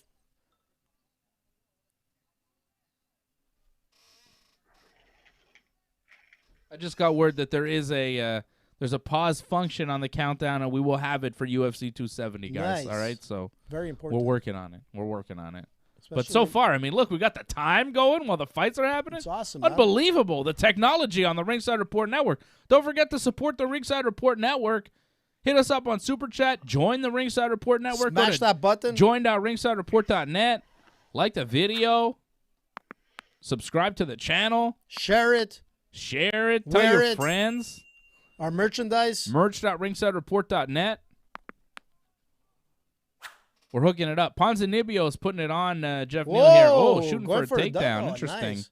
He's got to go. Did not go, go. expect this move from Nope. Ponzinibbio. He's a He's- guy that likes to stand and bang. Come but on, you got it. You got it. Maybe he feels something with Neil that if he gets him on his back. Whoa! Wow! Secures the double, gets Neil on his back. He worked hard for that too. Yeah, but Hard. oh, Oh, Neil looking reversed. to reverse a position and gets back to his feet. Ooh, I think that was bad from Ponzinibbio because he worked so hard to get that takedown. And do you see how he reacted when they got back to their feet? He kind of stopped and was like, shit. You know, like Yep. he kind of took a breath and Neil started putting it on him because that took way more energy out of Ponzinibbio to get that takedown that really had nothing behind it and went nowhere. But it still went advantage to Ponzinibbio on that. Yeah, you know? but Oh. but you screw yourself by doing that because Sure. you kill your gas tank. You push, you get the takedown, and then you can't keep him down, and then he's back up and he's in your face. The thing is that the position that he had when he held him down, he was too far down from the waist. He needed to rise up and put more pressure on his back to keep him down. But once you're like so low on the grip on the waist, it was easy for Neil to sort of like circle out and stand up to his feet. Yeah. But regardless, the advantage went to Ponzinibbio. But Ooh, nice he just shot made a from few Neil. shots Yeah. there. Neil delivered a nice shot to Ponzinibbio, but I agree with you. You can gas out, man, by trying to grapple with someone. There's no doubt about it.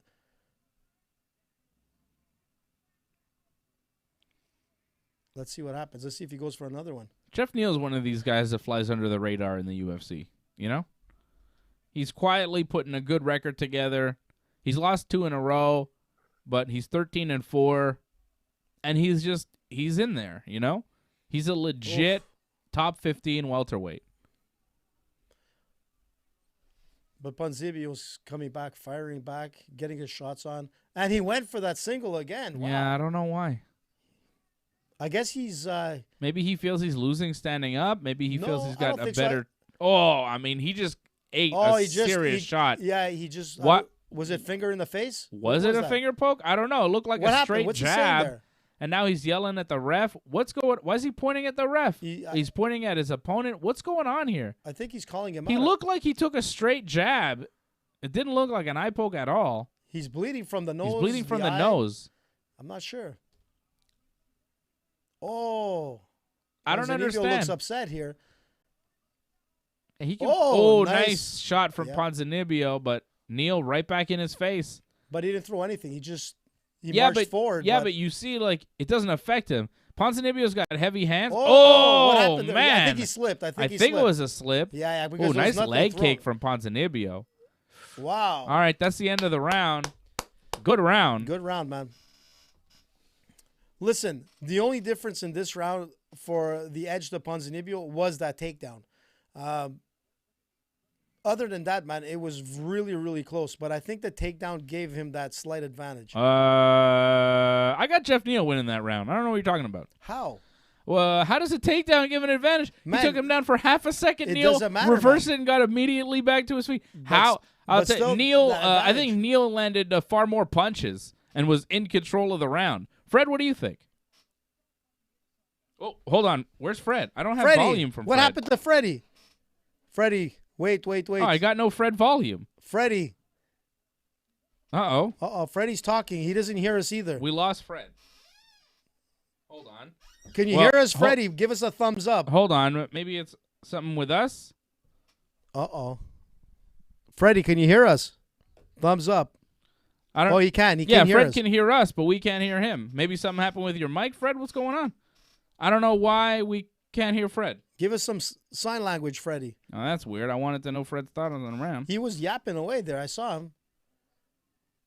I think I read his lips. It said Ponzinibbio. Oh, I think it's Fred. Fred's going to disappear and come back. I think we lost Fred. It might be the NASCAR Fred will be thing. back. I don't know what's happening, but he just lost his audio. Maybe he unplugged. I don't know. Here we go. Round 3, man. You got the timer up, Dave? Yeah, of course. Whoa, Ponzinibbio throwing them. Oh, and Neil coming back with some nice kicks. Listen, man, this is going back and forth, man. There we go. We got Fred back. Fred, you back? Testing. Yeah, you're good. Testing. Yeah, we can hear you. Can you hear us? Yeah, so Neil won that second round, AJ. You're crazy. Thank No, you. man, come on. I'm crazy. Crazy on the takedown that gave him that advantage. There wasn't that much that Neil did. Neil's winning this round, too, moving forward. Yeah, Neil definitely landed more shots in the second round. And, I mean, look at both guys' face also. yeah, that But it doesn't too. mean anything, that. Oh, it helps. Seems like Neil's landed shots that have done damage, and Ponzinibbio has not. Nice 1-2 from Neil. And as Ponzinibbio Lomachenko comes is in. dominating his Oh, they already his started the fight? opponent here. I thought they were going to fight way Yeah, way they're later. already in round 8. What? What time is it? 11:30. I'm shocked. I like those leg kicks It's an there. that- ESPN card. Oh, okay. Okay. Who's he fighting? Some jabroni named Kami. Oh, yeah, some commie. Those leg kicks from Ponzinibbio are good, man, and they're working. He's not throwing them enough.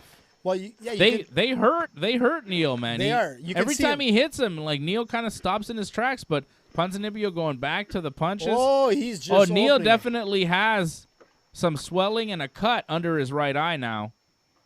Ponzinibbio's landed a couple, but Neil is still in his face. It's an interesting third round here, 2 minutes in.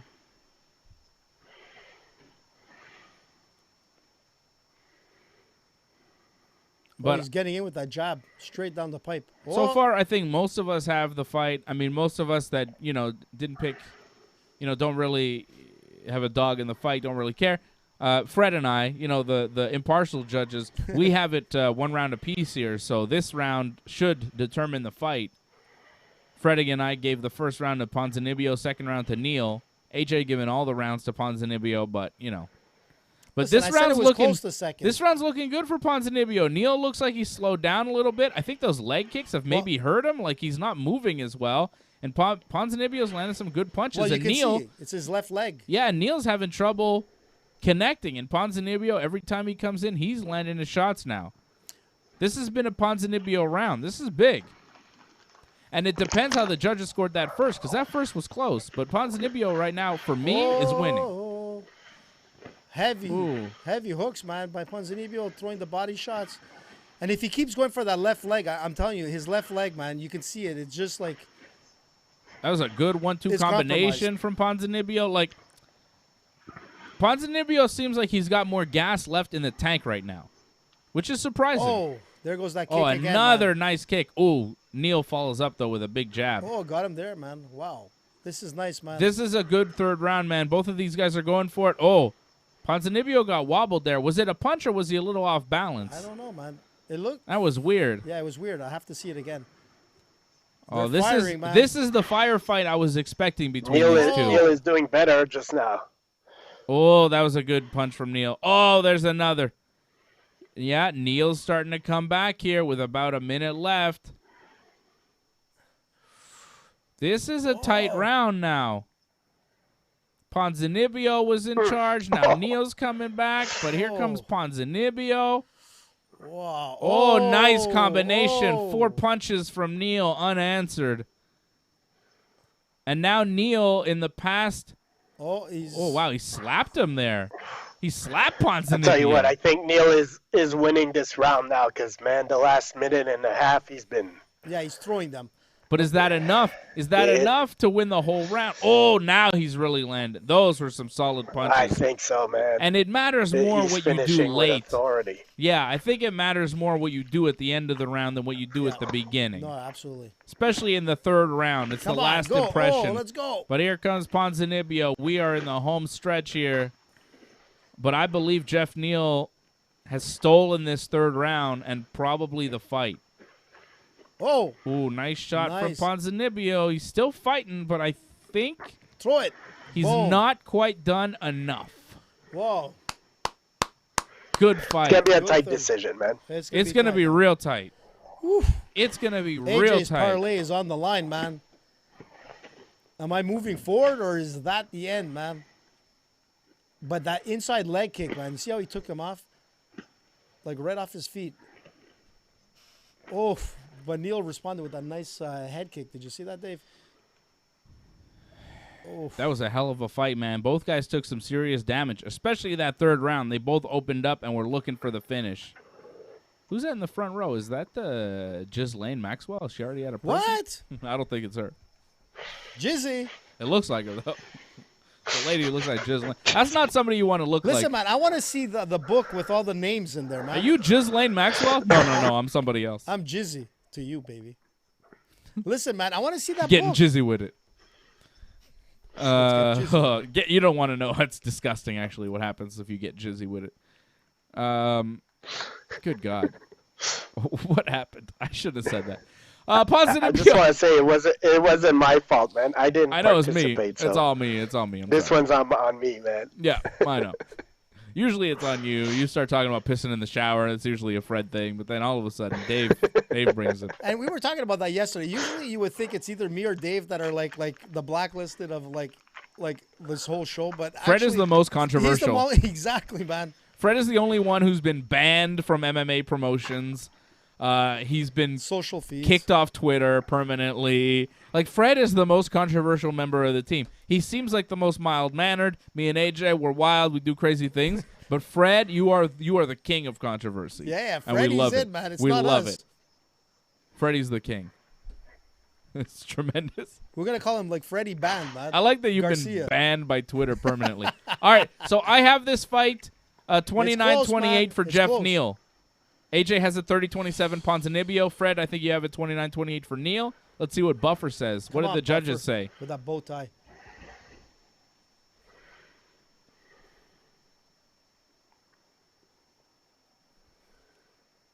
Split. Ponzinibbio 29-28. 30-27 Neal. 29-28 for the winner by split decision, Jeff Neal. Jeff Neal wins a split decision. AJ don't like it, but that's how I saw it. 29-28, 30-27. Yeah, that's weird. One Come judge on. giving him all 3 There rounds, you go. which I don't That's disagree the with. judge that made me lose my parlay. No, that makes sense because makes sense. no, it bud. makes sense because That makes no sense. no, because I had Neil winning the third. I had Neil winning the second, and I said that the first round was really close and you could go either way. So the judge giving all 3 rounds to Neil makes sense. One judge giving 2 of 3 rounds to Ponzinibbio. I could see giving the first round to Ponzinibbio, maybe the third round to Ponzinibbio, and then another judge giving it 2 rounds to 1 for Neil, which is how I saw it, the second and third to Neil. Ooh. Even the judge that scored it 29-28 Ponzinibbio is a little shaky. AJ scoring all 3 rounds to Ponzinibbio is just ridiculous, but, you know. I think the judge that scored it 29-28 Ponzinibbio probably had money on Ponzinibbio like AJ. I just Did you put money realized the down? Did you irony actually of do AJ. it? You didn't, eh? You didn't actually put money down? You pussy. Listen, man. I realized the irony of AJ like calling out a judge for giving 3 rounds to Neil when he gave 3 rounds to Ponzinibbio. Ridiculous. Yeah, Whoa! right. They're showing Right, Kayla right. Harrison. Look at her. She's Kayla coming. Harrison is being shown on the UFC pay-per-view. PFL champion Kayla Harrison. Does that tell you she's coming to the UFC? I told you she was gonna come. Uh-oh. Oh, David Spade Wow, is David being Spade, shown. man. Is David Spade coming to the UFC? And some guys from some sort of organization that helps disabled veterans. Are they coming to the UFC?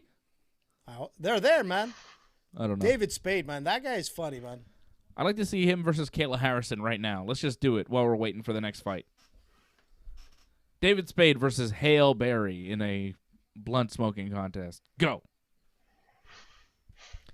I like that AJ calls her Hale Berry. AJ's the only person who doesn't know how to pronounce Halle Berry's name. The only person in the world. I don't think she knows her own name tonight. I think she knows. Okay, guys. We have 3 fights in the books. Man. Sucks. Sean O'Malley beats Howley and Paiva. Kai Kara France knocks out Cody Garbrandt. And Jeff Neal with the split decision win over Santiago Ponzinibbio. Rip off. AJ's parlay is busted. Fred's parlay is busted. Dave's parlay, busted. All our parlays, busted. But here comes the fight. But this Here comes is the fight. Now. This Yeah, is the where fight of Dave fights. Comes back to reality. This is the fight where Dave comes back to victory. This is the fight where Dave makes all the money and becomes the world champion of fight betting. Super Dave Simon! Ah! Ah! I'm getting excited. Damn, I'm pissed, man. That was a bullshit call, man. Ponzinibbio won that. Everybody knows that. Hey, but you know what? AJ, Listen, I'm gonna tell you something. I keep getting texts saying AJ's mic. AJ's mic. What about my mic? Talking to your fucking mic, What, maybe. man, if I go any deeper on this, I'm Pamela Henderson again. Pamela Henderson. Henderson. That's what I said. Listen, I'm going to tell you something. I don't think she used Henderson. Kyla Harrison, man, I told you I'm not she was sure going how you do it, man, to mispronounce every name. Every name. I'm going to tell you something. It's a talent, but Listen, I'm going to tell you something. AJ, Kayla- who's this actor on TV doing that's a commercial? that's the Born Supremacy, man. Yeah, what's his name? Damon something. Damon something. He's Ben Affleck's friend, man. You remember him? Matt man? Damon. That's what I said. How do you Good Will pronounce it? Hunting. Good Will Hunting. Great movie, man. Born Supremacy. Much better. Born Identity. What the hell are you doing, Dave? You freak out when you do that. Feels like weird, man. It should feel weird. It does feel weird. Especially when you're grabbing me underneath the table. But you know what? Oh, don't tell anybody about that. That's our secret, baby. Ponzinibbio. Listen, what was I gonna say? What was that all talking? You're talking about David with Matt Damon? Matt Damon was there. You mispronounce everybody's name. Hale Berry. Who was the other one you just mispronounced? Kayla Harrison. No, somebody else. Who did he say? I'm forgetting. Yeah, me too. Dana. There's a Dana bunch of White. them. No. Dana, right? That's the Dana one? White is not right. Of course it is, man. No. Listen, man, people from England and Ireland were telling me that AJ was right. Come on, you know that. No, they weren't. Yes, they were. They even put it on our chat that AJ was right. That's the way you pronounce it, man. AJ's That's a always North lying. American. You guys it's a North American thing. Out in Europe, man, they say it the way I say it. Big lies. Amanda Nunes right now, minus 1,000 the favorite. Juliana Peña, plus 650 the underdog. Juliana's the biggest underdog on this card, and I'm going with her to win. Am I crazy? Oh, Maybe. yeah. Oh, Maybe. yeah. I'm starting to feel like I've lost my mind. I'm starting, like I see the odds, and I see everybody, and you guys talking to me. You're like, Dave, you're crazy, you're crazy. You're crazy, bud. I've always been crazy. Crazy as a loon, man. But it's kept me from going insane. Amanda Nunes, man. If it was anybody else, I'd be like, okay, he's got a point. But nah, Dave, you're. Nobody knows No, we know, man. if it's something to bless or to blame. Damn it, I can't believe my parlay's done. It was looking so good. I can't say I'm proud of all of the things that I've done, but I can say I've never intentionally hurt anyone. Well, that's good. That's a nice thing. What are you, Dr. Phil segment here? You want me to tell you? It doesn't matter, bud. When you're Italian, you don't feel that guilt on I'm quoting a anything. Waylon Jennings song. This is just for Fred. I've always been different with 1 foot over the line. Winding up somewhere, one step ahead or behind. Say what? All right. I don't like anybody behind, bud. But anyways. Why not? Have a good time. Nunes, Peña, coming up next. UFC 269.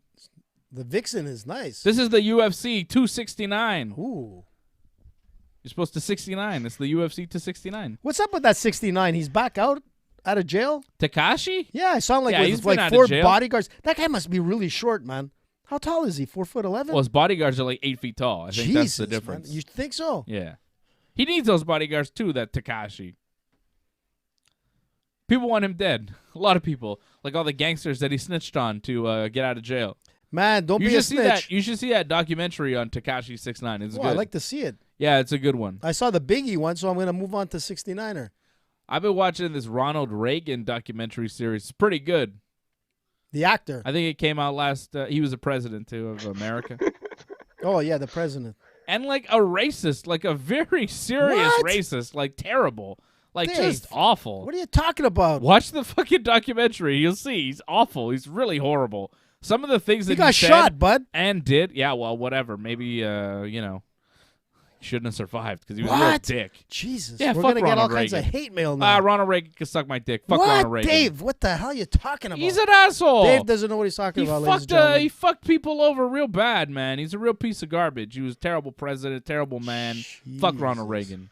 Damn it. Can we edit that stuff out? Where's the No. tech team when we need them? Oh, he's terrible, man. Watch the documentary. He was terrible. So racist and like Like really, worse than 69 snitching? Yeah, I think so. I mean, they're both kind of Jesus. bad guys. Is he a good singer, by the way? Tekashi 6ix9ine, no, he's terrible. I don't like his So how rap. come he's so popular? I don't know. People like him. Is he like those Island Boys that I keep seeing all the time? Yeah. What's up with those Island Boys? It's like pretty Sean cool. O'Malley. He's like the Sean O'Malley of rap. He's got a lot of I tattoos. think Sean O'Malley likes him. I don't know. I don't like him. Island Boys. What is that shit anyway? It's like those guys with those weird haircuts. I don't like that. They're all over like TikTok. You know, since Ringside Report is on TikTok, Instagram. Unauthorized. It's an unauthorized. The The most Ringside popular- Report. The Ringside Report account on TikTok is unauthorized. It's an unauthorized It's the account. most popular account of all now. It's a bootleg Ringside Report account. It's not actually officially no, it's Ringside official. Report. It's official. No, man. it's not. It's not official unless I have the username and password. Your name is all over it. Yeah, my name's all over it, but it's bootleg. It's Bootleg's a the bootleg- best, man. It's Think a about bootleg it. account. Think about it. The Ringside Report TikTok Think about account. the Kennedys and all the rest because of bootleg. They became president. Officially, Ringside Report does not have a TikTok account. No, they do, man. AJ So go to Ringside created it. Report. It's bootleg. It doesn't It's exist. the best account ever, man. It's fake. You get to see Cheech and Chong. Oh, you can't show it, man. I can't show it. It's the best. Actually, I keep getting like a lot of like feedback on the Cheech and Chong. So if you don't know what I'm talking about, it's basically Fred and Dave being Cheech and Chong. And I'm telling you, man, it might have been reface, but it looks like, it sounds like it. You would think it's really them. Our production team is pretty good. Stop putting yourself over. Hey, listen, man. I told you I get other people to do it, man. AJ's Did busy. you get somebody else to do that? You AJ's a busy You didn't guy, even man. make that? Listen, man, AJ's a busy guy. All right. Juliana Peña making the walk right now. Here we go. Venezuelan Vixen. Team Dave is going with Juliana Peña. Plus 650. Let's make some money tonight, Venezuelan Vixen. Well, hold on a sec, Dave. You know what I just thought of? No. When Ronda Rousey lost the first time, wasn't it around Christmas time? Yeah. No. Maybe Christmas, New maybe Year's. it was. It was around the holidays time, and that was the shocker. That was like the biggest underdog loss like of all time at that point. We're close to Christmas, bud. Maybe you're right. Maybe it's like history repeating itself. Tell you, if Juliana Peña wins, it's going to be a Merry Christmas for me and Patrick and anybody else that went with Juliana. Look, but I'll be shocked if she pulls it off. Ronda lost in December of 2016 See, AJ, man, his memory, man. to Amanda Nunes. Omega 3, man, works. That was the second time she lost, though. The first time she lost was in November, so close. Close but enough, not man. quite. It was close. I remember it was close. She lost November 2015 to Holly, and then she came back a year later, December 30th, 2016, lost to Amanda. Yeah, I remember that. We Watched that fight together. Yeah, we were at the TSN studios at that time. Muscles Marco was there. It was a good time. Party time. We were eating. I mean, it was crazy. At a New Year's special. We had a good We're time, going to have man. a Christmas special coming up soon. On the 23rd, we're going to do a Festivus special. Nice. Fred, you ready? You ready for the 23rd of December? It's going to be massive. Right before Christmas Eve, we're going to do our Christmas special. Ho, ho, ho. Santa's going to be there. We're going to have musical guests. What? I'm trying to line up the big youngster to be a musical guest, I think. Vanilla Ice, man? Get him. We're going to have like a rapper guest. He's going to do a song about the West Island. It's going to be really good. What? Yeah. The West Island. What do they have in the West Island? It doesn't matter. You're going to Swimming hear pools. I'm telling you, if you hear this song, man, you're going to lose it. Moms? If you hear Soccer moms, yeah. If you hear this song, you will lose it. You'll be like, this come is the on, greatest. I'm losing it right now. If you were talking like rap song about NDG, I'd be I'm like, telling yeah, you. that makes sense. Oh, we have many rap songs about NDG. But West Island, dude? Many songs about NDG. What do you have in West Island, man? That was like a big thing. We were an NDG-based rap group back in the early 2000s, late 90s. What? Yeah. Me and the Big Youngster, SI Money and the Big Youngster, we were the THC. We were the best. Is this a joke? No, this is for real. This is as real as it gets, man. When I was in high school, me and Big Youngster, we were the kings of rap. Damn, you always learn something new. And I think we're going to get Big Yunny on the show and like see if he can drop some rhymes for us. I'm waiting. The Big Youngster. Does he got tats like 69? He's got no tats. Figures. He's hairy. As hairy as A bear. Gabriel Gonzaga. Yeah. He is. He's a very hairy guy. We could get him. Maybe he's got a mustache going. I don't know. Interesting. Dave. I'm going to get him on our Christmas special, I think. I got to talk to him. I'm going to get him. Johnny North will be Santa Claus, maybe. You'll sit on his lap. It'll be great. Fred, you going to sit on Johnny's lap? Johnny North, man. No, Johnny doesn't want me on his lap. Yeah, he does. It'll be fine. Oh, He'll be the only I'm Santa not Claus that's vaccinated, oiled so- down, man. Oh, He'll be yeah, like, yeah. how come Santa's like sweating oil? Johnny might. Johnny's Captain COVID. He's really looking out for everything. He really doesn't.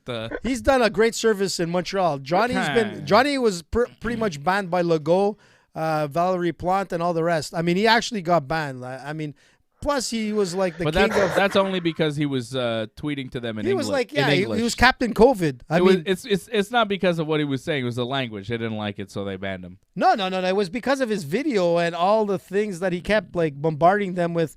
Look at this guy on the bus. He doesn't have a mask. And look at this guy in the metro. He doesn't have a mask. And then videos and feeds. And it was crazy, man. Captain COVID, man. Another COVID mention. We got the COVID counter. Oh, shit. I It's think up we again. got 3 now. Another COVID mention. 3. We're up to 3.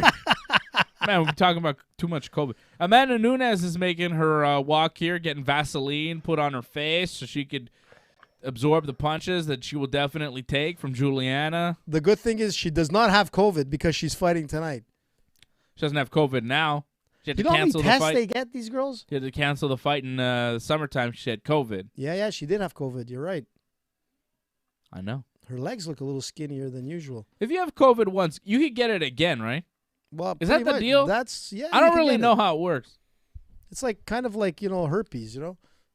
I thought herpes you get and you have forever. Yeah, but they come back every once in a while, man. But COVID is not like you have it forever. It's not like herpes at all. I'm not sure about that. That's a good question. I'm We pretty gotta sure ask, about we, that. We got to ask like our Ringside Report doctors. We don't have a doctor. We do actually have one.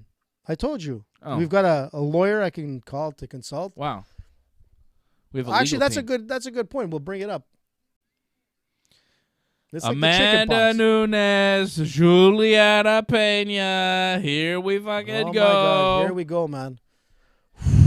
The reach is exactly the same. 69-inch reach. Yeah. 69 UFC to 69. A lot of 69 going on A lot of tonight. 69s happening tonight, baby. I saw people in north-south position before. I was like, 69! Hey, it's AEW superstar Andrei Arlovsky in the crowd. What? Last time I saw him was wrestling in All Elite Wrestling. Did he smash a couple of guys? He was terrible. He's really bad at pro wrestling. Just because you're a UFC fighter and you can fight for real doesn't mean you're good at pretending to fight. A lot of these like UFC fighters, they think, oh, I just go to pro wrestling. It's just like I fight, but I just pretend. Like I don't really hit people. But it's not quite that. And it's a different thing. And Junior Dos Santos and Andrei Arlovsky did it recently, and they were very bad. Both of them. Oh, yeah. Junior Dos Santos' punches look so bad because he's like trying not to hit you hard. So he winds up hitting you so soft, like it just looks like shit, you know? Like you got to hit somebody, but not kill somebody, you know? But Dos Santos, he doesn't know how to hit you without killing you. So he's just, when he's hitting you, he's just like, it's like they're barely touching and they look like shit, you know? Like this is how he's punching them. Nah, man. It looks like garbage. Like making a cake or Not something? barely making contact, you know what I mean? Like he was just throwing these baby punches. It's weird. And that's all actually, he to see did, that. and it looked like trash. And he was not a good wrestler, and I hope he never wrestles again, but he probably will. Yeah, for sure, man. Their name is there. But talk about wrestling and throwing punches. That kid that was fighting yesterday, or wrestling yesterday, Aiden Prince. Yeah, he was good. Man, that guy was good. Holy smokes. Chato, too. Chato Wow, was Chato was good. Jeremy Prophet was good. great. But, man, They were all good. Man, he's but in that shape, Aiden eh? Prince, man. Prophet is in shape like Damn. crazy. My He's- God. Yeah, he's a beast. Got some But- wild hair going, too. But like that Prince, I man, love when he it. was doing like those backflips and like all this crazy shit, and when he was flying out of the ring and he hit like the cage, how many times? 3 times? Yeah. Holy smokes, man.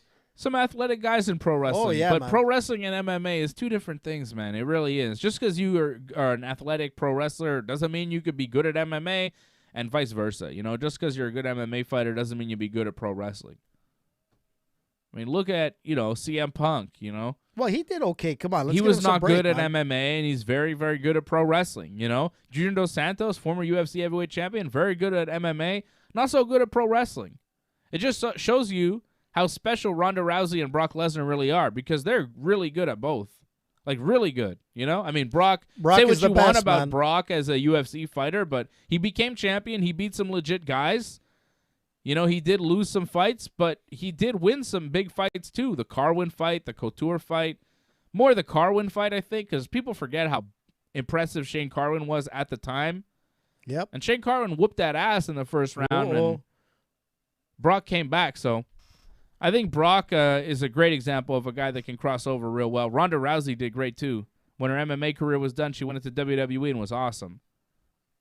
Maybe that's where Amanda Nunes will go after she loses to Juliana here. Here we go. The fight's about to start. Amanda Nunes versus Juliana Peña. Freddie and AJ going with Amanda. I'm going with Juliana. And it's about to get cracking here. Who's the ref? Oh, it's Mark Goddard. Yeah. Here we go. Round 1, baby, of a possible 5 for the UFC Women's Bantamweight Championship. Amanda Nunes hasn't defended this championship since 2019. Spending her past couple of fights at 145 pounds defending that belt. Of course, she's the double champ. Champ. Oh, first punch thrown. Didn't land, but at least it was thrown. Oh, my goodness. Did Juliana just, She just break buckled. her knee? I don't know, man. What happened It there? looked like her ankle popped out, but it was a beautiful I don't know. ankle kick by Amanda that swept her off her feet, man. I guess. Oh, yeah, That man. was a weird little exchange. Juliana rushed in and just kind of buckled back, fell on her butt, but back on her feet now. Oh, she's going for it again, Amanda. Keeps going for that ankle. Yeah, low calf kick there. Juliana's so tough. Actually, lower than the calf, Dave. She That's went why- straight for that ankle, man. I got Juliana to win because she's so durable. She's really tough to put away. She's always in your face. And she's mean. She's got a huge jaw as well.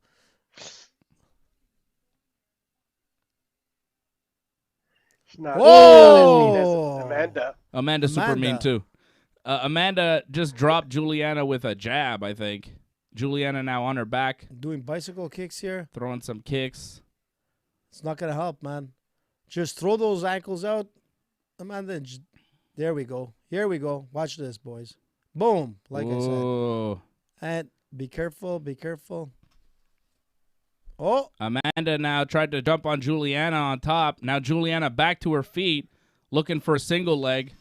And this is where she's got to be. Whoa. Nice. Oh, Amanda reverses, puts Juliana on her back. Beautiful, man. It's not good for Juliana. Nope. She needed that takedown. She needs takedowns to win the fight. You know, she needs to put Amanda on her back. She tried there. Yeah, she tried, but it But didn't it failed, work. man. So And look how strong Amanda is. She just pulls her off the cage and puts her in the position that she wants. Gets she's side control crazy here. strong. Jesus. The strength and the control. Look how she's opening up, man. Can opener right there. Boom. Oh, this is Bad position for wow. for Peña. And she's got the hooks Peña's in. in trouble. Oh, Amanda's got her boy. back. I told you, man, like they were saying, oh, like Peña's submission game is going to be like something. Man, people forget that Amanda's like ground game is probably, in my opinion, superior. But it's showing it right now. She's got the lock. She needs to get that arm under her chin. And if she does, Juliana's lots of time, man. 2 minutes to go. Yeah, Juliana's surviving right now, but she's in big trouble. Amanda's on her back. Look how much She's pressure. She's Dave. got hooks in. Look at the pressure on her nose, man. She's just pushing the jaw right now. She doesn't have the arm underneath to get the rear naked choke. There's Juliana, though, fighting back, and she got her off her back, and now she's back in half guard. Oh, She got out of the immediate danger, but she's still on the bottom with the greatest of all time on top of her. almost like trying to set up for a But the fact guillotine. that Juliana was able to escape. Oh, look at that. Amanda's just smiling. smiling through this. Wow. She's having fun. That's it.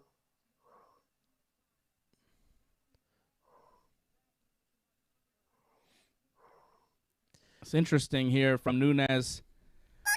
She had a good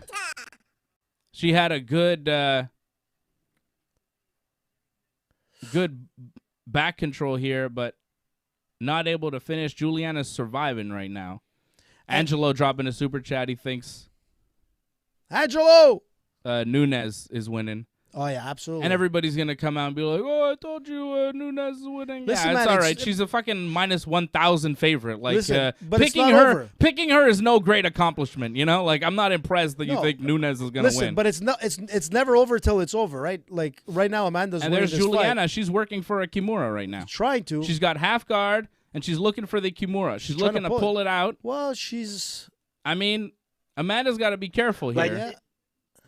She's got to be You say careful. it's You're no right. great accomplishment, Dave. I would tell you that not picking Amanda is like missing an open layup, an open net. Man. You had an open No. net, Dave.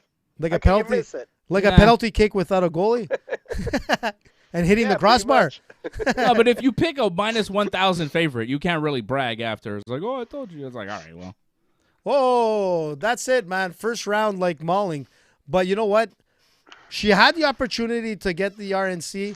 It didn't happen. She had enough time to close it. But you know what? Peña did well to She survive. survived. She did. survived that round, and that's what she needed to do. She found herself in serious trouble, but she didn't get finished.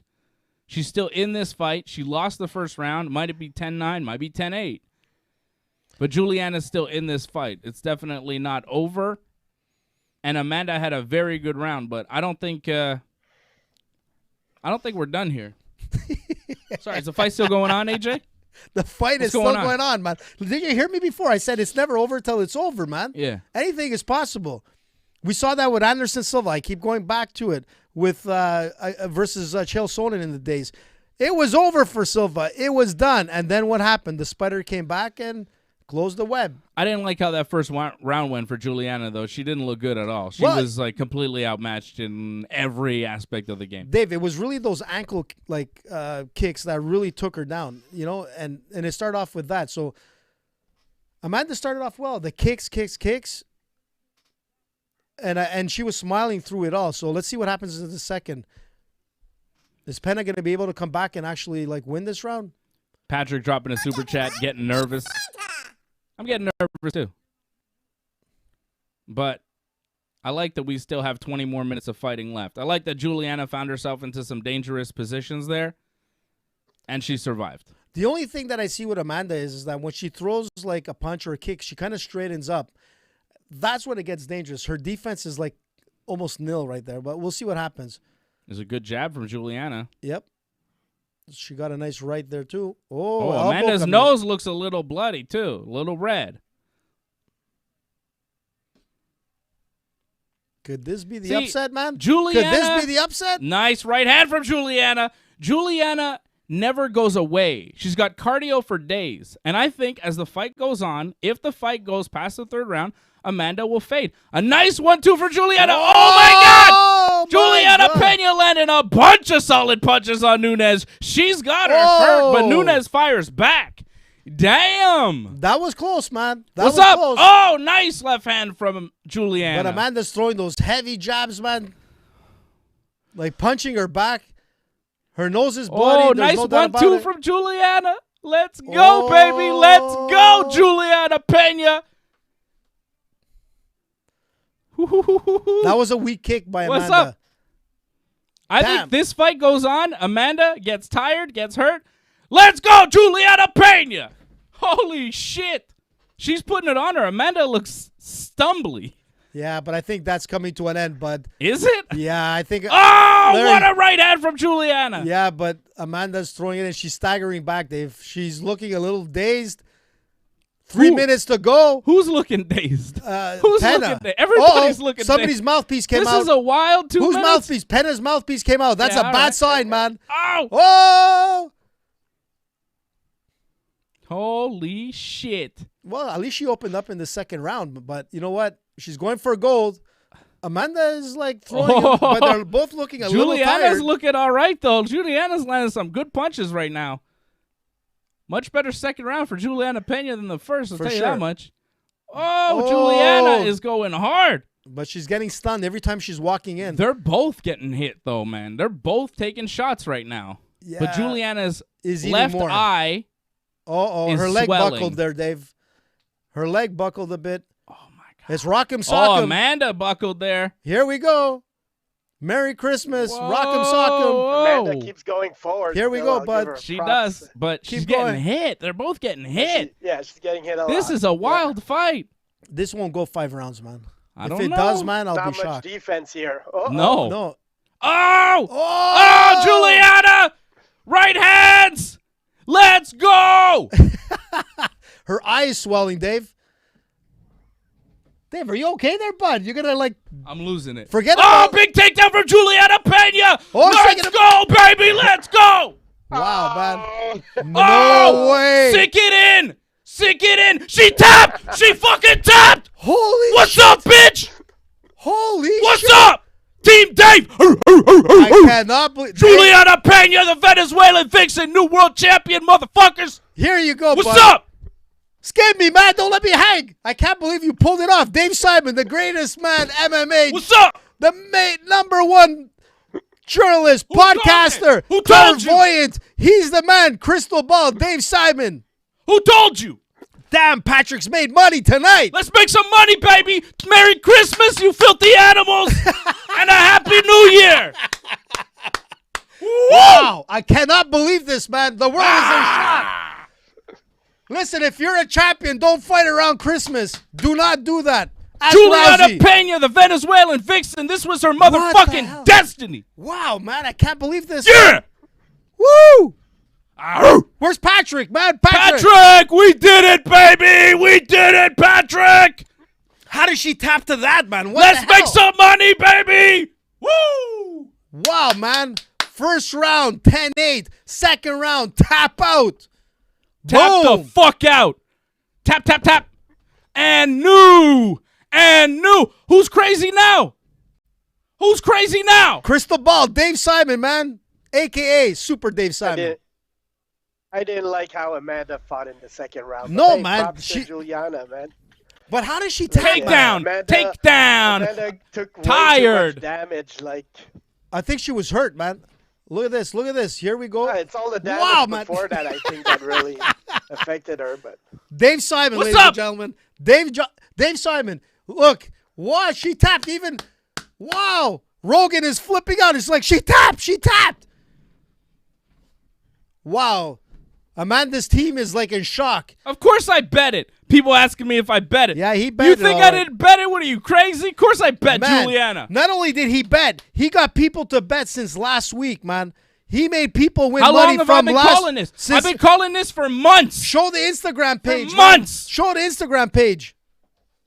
Show what you showed, man. You said it was going to happen. I didn't believe you, Dave. I'll be honest.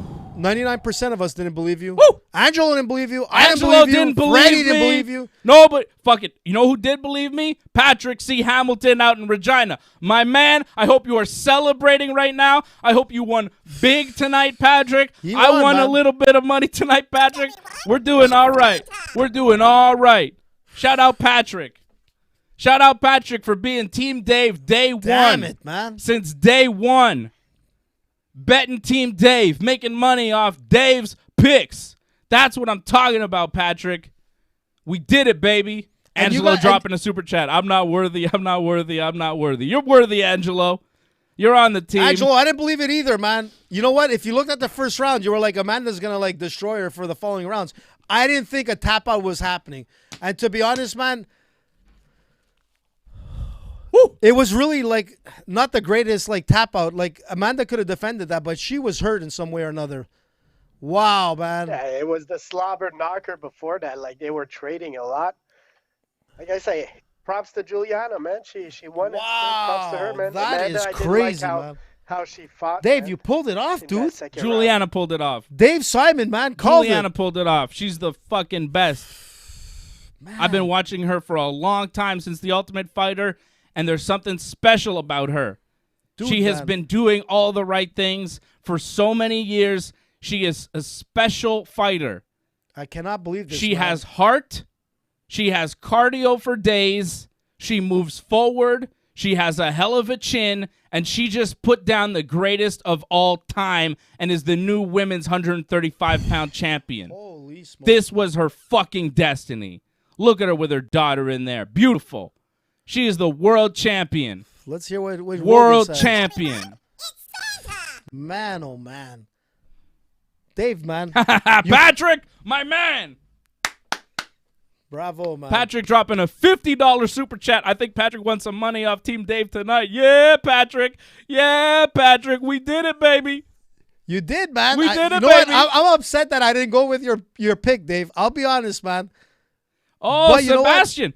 Sebastian says, Team Dave, I put $10 on that. You represent my man. There you go. Sebastian, Patrick, we're winning money. Team Dave, the Venezuelan vixen, making money for everybody. I bet it. Patrick bet it. Sebastian bet it. Woo.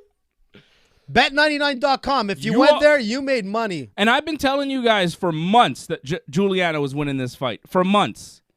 Yeah, I said this a long time ago. And I remember when I said it a few weeks ago to you, you said, Dave, are you crazy? Yeah. You crazy? You all thought I was crazy. Well, if you looked at this first round, you would think that you were crazy. But, man, like I said, too, like I don't want to take any credit, man. Minus 1,000 favorite Amanda Nunes. I said this. It's never over till it's over, right? I mean, it's never over like they used to say till the fat lady sang. But today, man, she sang loud and clear, man. She sang like Jingle Bells, show me the money, motherfucker. Dave pulled it off. Crystal Ball Dave, man. Damn it, I'm upset I didn't put that money on your pick. You should have. She was worth it, man. Team AJ. She was worth it. Sucks. Team Freddie. Well, I had a feeling about Freddie, Juliana. We suck, man. What could I tell? I had that feeling. Damn. I had that feeling. I didn't think it was going to happen, man. This was Juliana's night. Jesus. When you go to a press conference, okay, when I knew Juliana was going to win. When she went to the press conference of the fight where she was supposed to fight Amanda, like she was supposed to fight Amanda in August, right? She goes to the press conference of the pay-per-view and says, hey, Dana, I heard Amanda has COVID. Where is she? When's she actually going to fight? She was calling out Amanda at that press conference. Like, where is she? Where are you? She's calling her out. She's chasing her. She wants that fight. Dave, I don't want to give you more kudos than Come on, you're tonight getting right now. But I think you even said that if it was going to happen, it would be by submission. Maybe. And you know I what? think I called it a decision. I think you had said earlier submission like, makes you sense said too. Yeah, because of Peña's like history and her It's what she submission does. skills. You know, she called her like a fake. You know, I mean, the first round didn't look fake for Amanda. Amanda won that round. It could have been a 10-8 in my opinion. But you know what? It's never over till it's over. I called like Anderson Silva, Chael Sonnen. So, you know, it's never over till, you know, it's over. But tonight, man, this is unbelievable, man. Holy smokes, man. What's up? Hey, listen, man. What's up? I'm happy for like the Dave followers. They made money, man. Great. They made some good money Like I tonight. say, great, man. Good pick, man.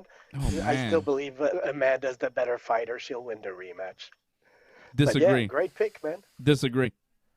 I think Amanda's Dominated the first round, man. She didn't fight well in the second round, man. She slobbered. Like GSP says, man, when you go into that type of fighting, of just trading, man, you're flipping a coin, man. And she got, like, rocked a couple of times. She kept going forward. Props to her, but at some point, man, that's not smart fighting. She kind of lost her strategy. I Freddie, she lost her strategy in the second round. Like, remember what I was telling you? I expect her to get the rematch and to fight better than she did tonight, man. That second round was not smart strategy. No, it wasn't. Props Exactly. to Juliana, man. She is tough, and she earned it, so I'll She was applaud her looking on for that, the man. knockout or Props something. to you, Dave, for your pick.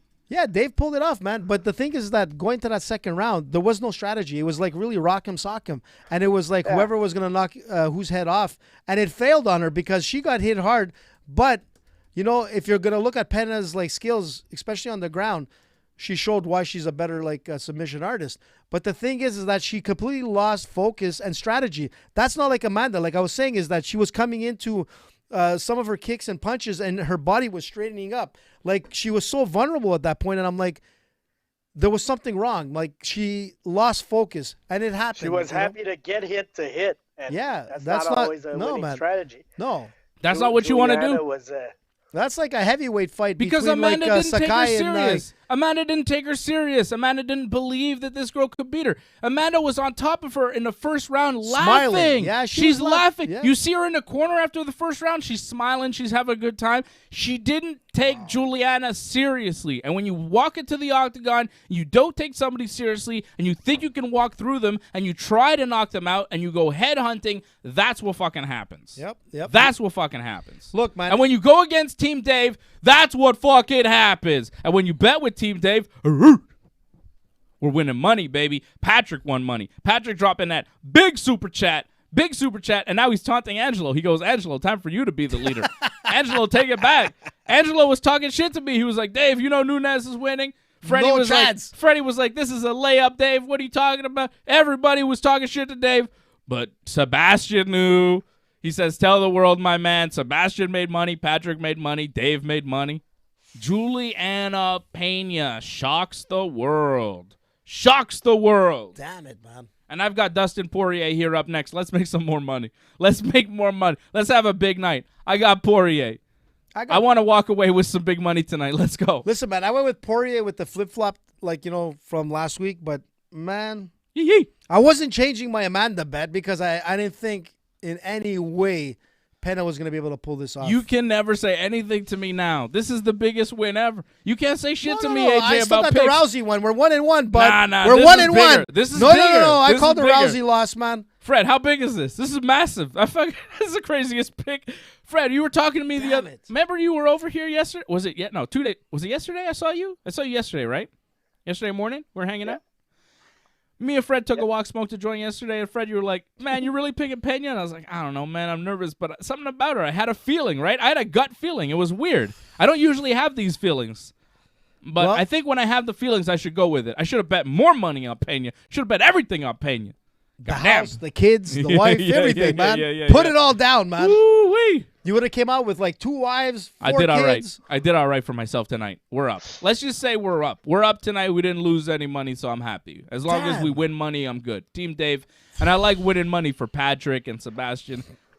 When Team Dave has a Pat had faith in you, man. Pat had faith in you. Like, he's had faith in you. He's won a couple of big bets with you. There's no doubt about it. He's real. Like, he believes in you, and you know what? I'm believing in you as well, but I didn't think that was going to happen tonight.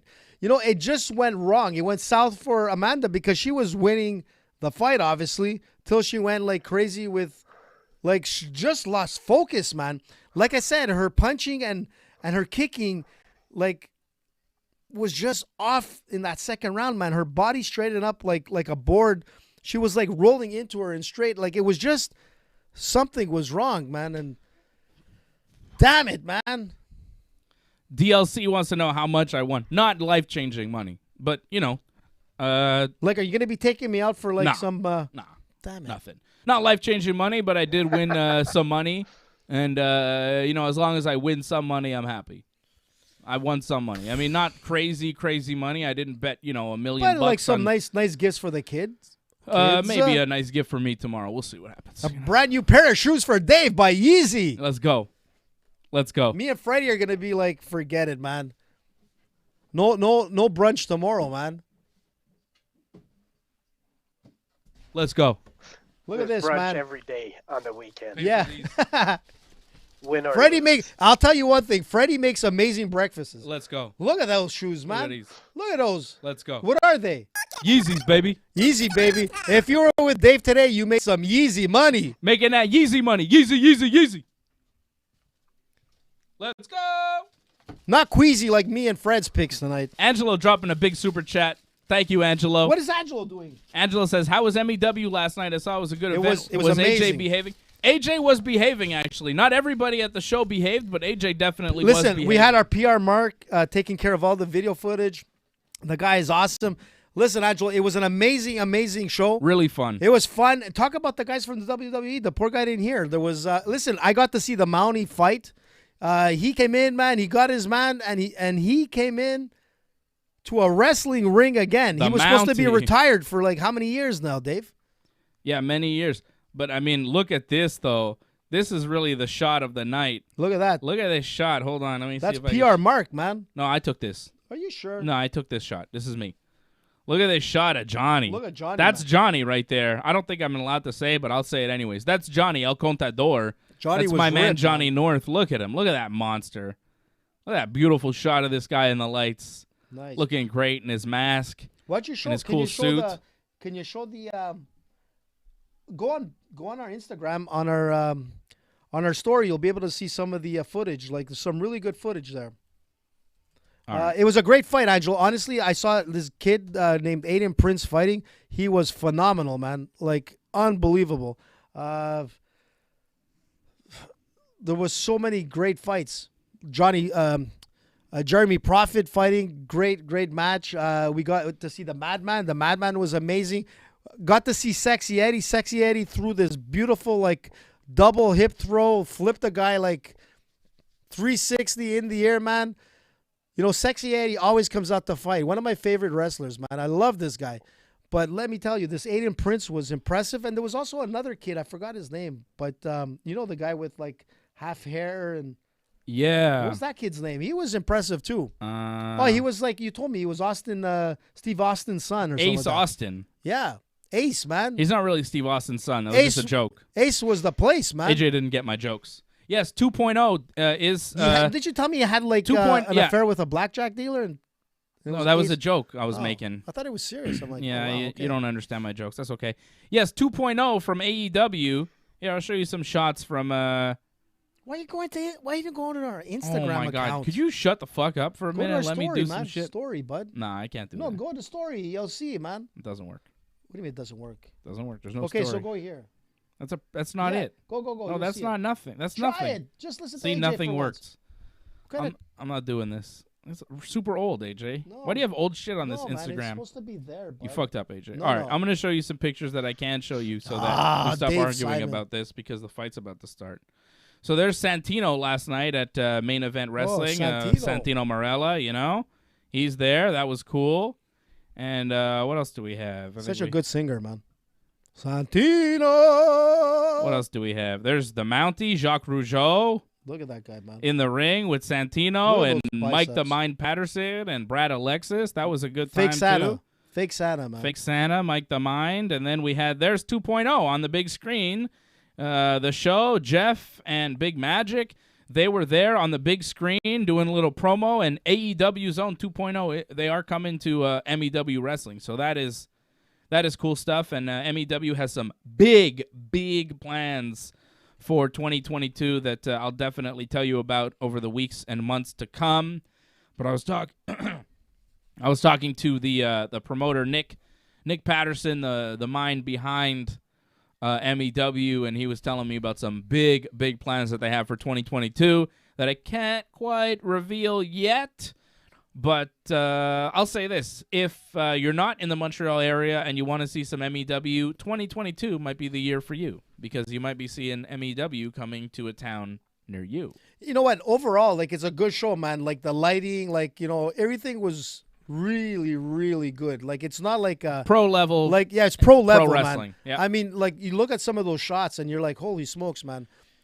The wrestlers were, like, incredible.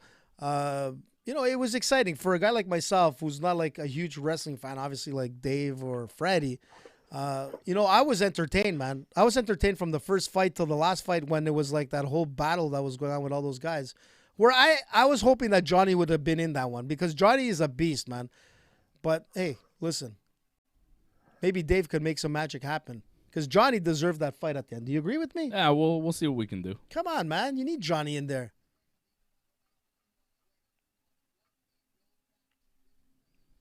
But the mountain, I'm man, still blown away from that Juliana Peña fight. My goodness. we'll never hear the end of it, Freddie. She did it. 2022, man. She did it. We're not going to hear the end of that, man. Oh, I will never let you forget about that. You will never, ever forget about this. I will tell you, I will remind you of this forever. Sorry, Fred, I have to. I have to rub it in like AJ. This was big. She's a biggest underdog on the card. Yeah, you're right. And I was It's all putting right, everything man. up behind pick, but she'll lose the rematch. it. You think they do an immediate? Probably for Of course. 2022. Come on, Yeah, I man. think it's going to happen. Come on, man. Amanda.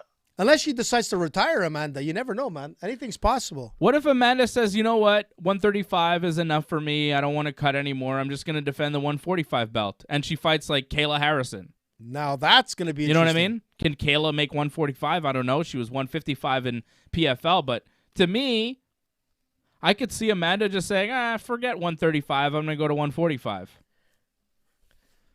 Yeah, I could see that happening. Does but I Ronda- think she's going to defend. Does I- Ronda I Rousey defend. come back to fight Juliana now? What? You think so?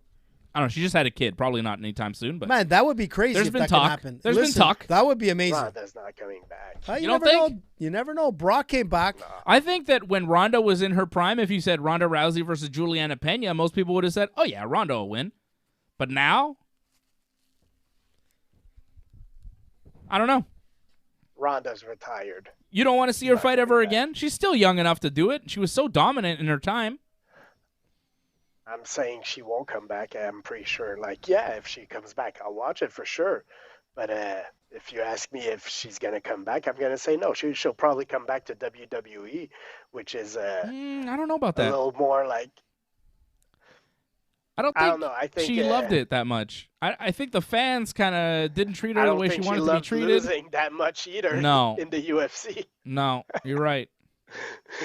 I think those losses were hard on her, and I'm not sure she wants to put herself again out there. It's a lot of stress and all, man. And You're I right. think she believed it. She believed in her hype of being like the baddest woman on earth and all that. Yeah. And right now, man, she's not. Man, she would have to prove it, and I'm not convinced she has what it takes. And look, she's a Hall of Famer. She's a great fighter. I'm just saying, right now, I think she's probably not a top fighter.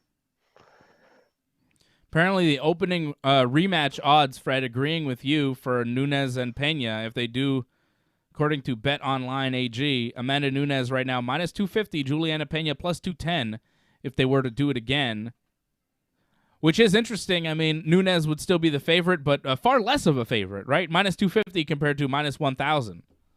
I would still pick Juliana in the rematch. I just think she has a I'm going to skill go set. with whatever you see on I that just one. think she has a skill set to beat Amanda. I think that she styles make fights. Amanda's been champion for a long time. No one stays on top forever, and it was just Juliana's time and Juliana's night. She's been working towards this. Let's be honest. And Amanda's been holding the. You can't hold the crown forever. At a certain point, somebody's gonna knock you off. And I think Juliana, especially after the last few fights, she wasn't that far from finishing her in the first round. Exactly. No, Dave. you're right. Listen, right. And that could have been a 10-8 round, man. But she didn't finish her. And Amanda's ground game is good with her strikes. Like her ground and pound is good. But how many submissions does she really have? She's not a submission ace when she gets down there. Submission victories, Amanda Nunes has 4. And the last one she got was like but she's so strong.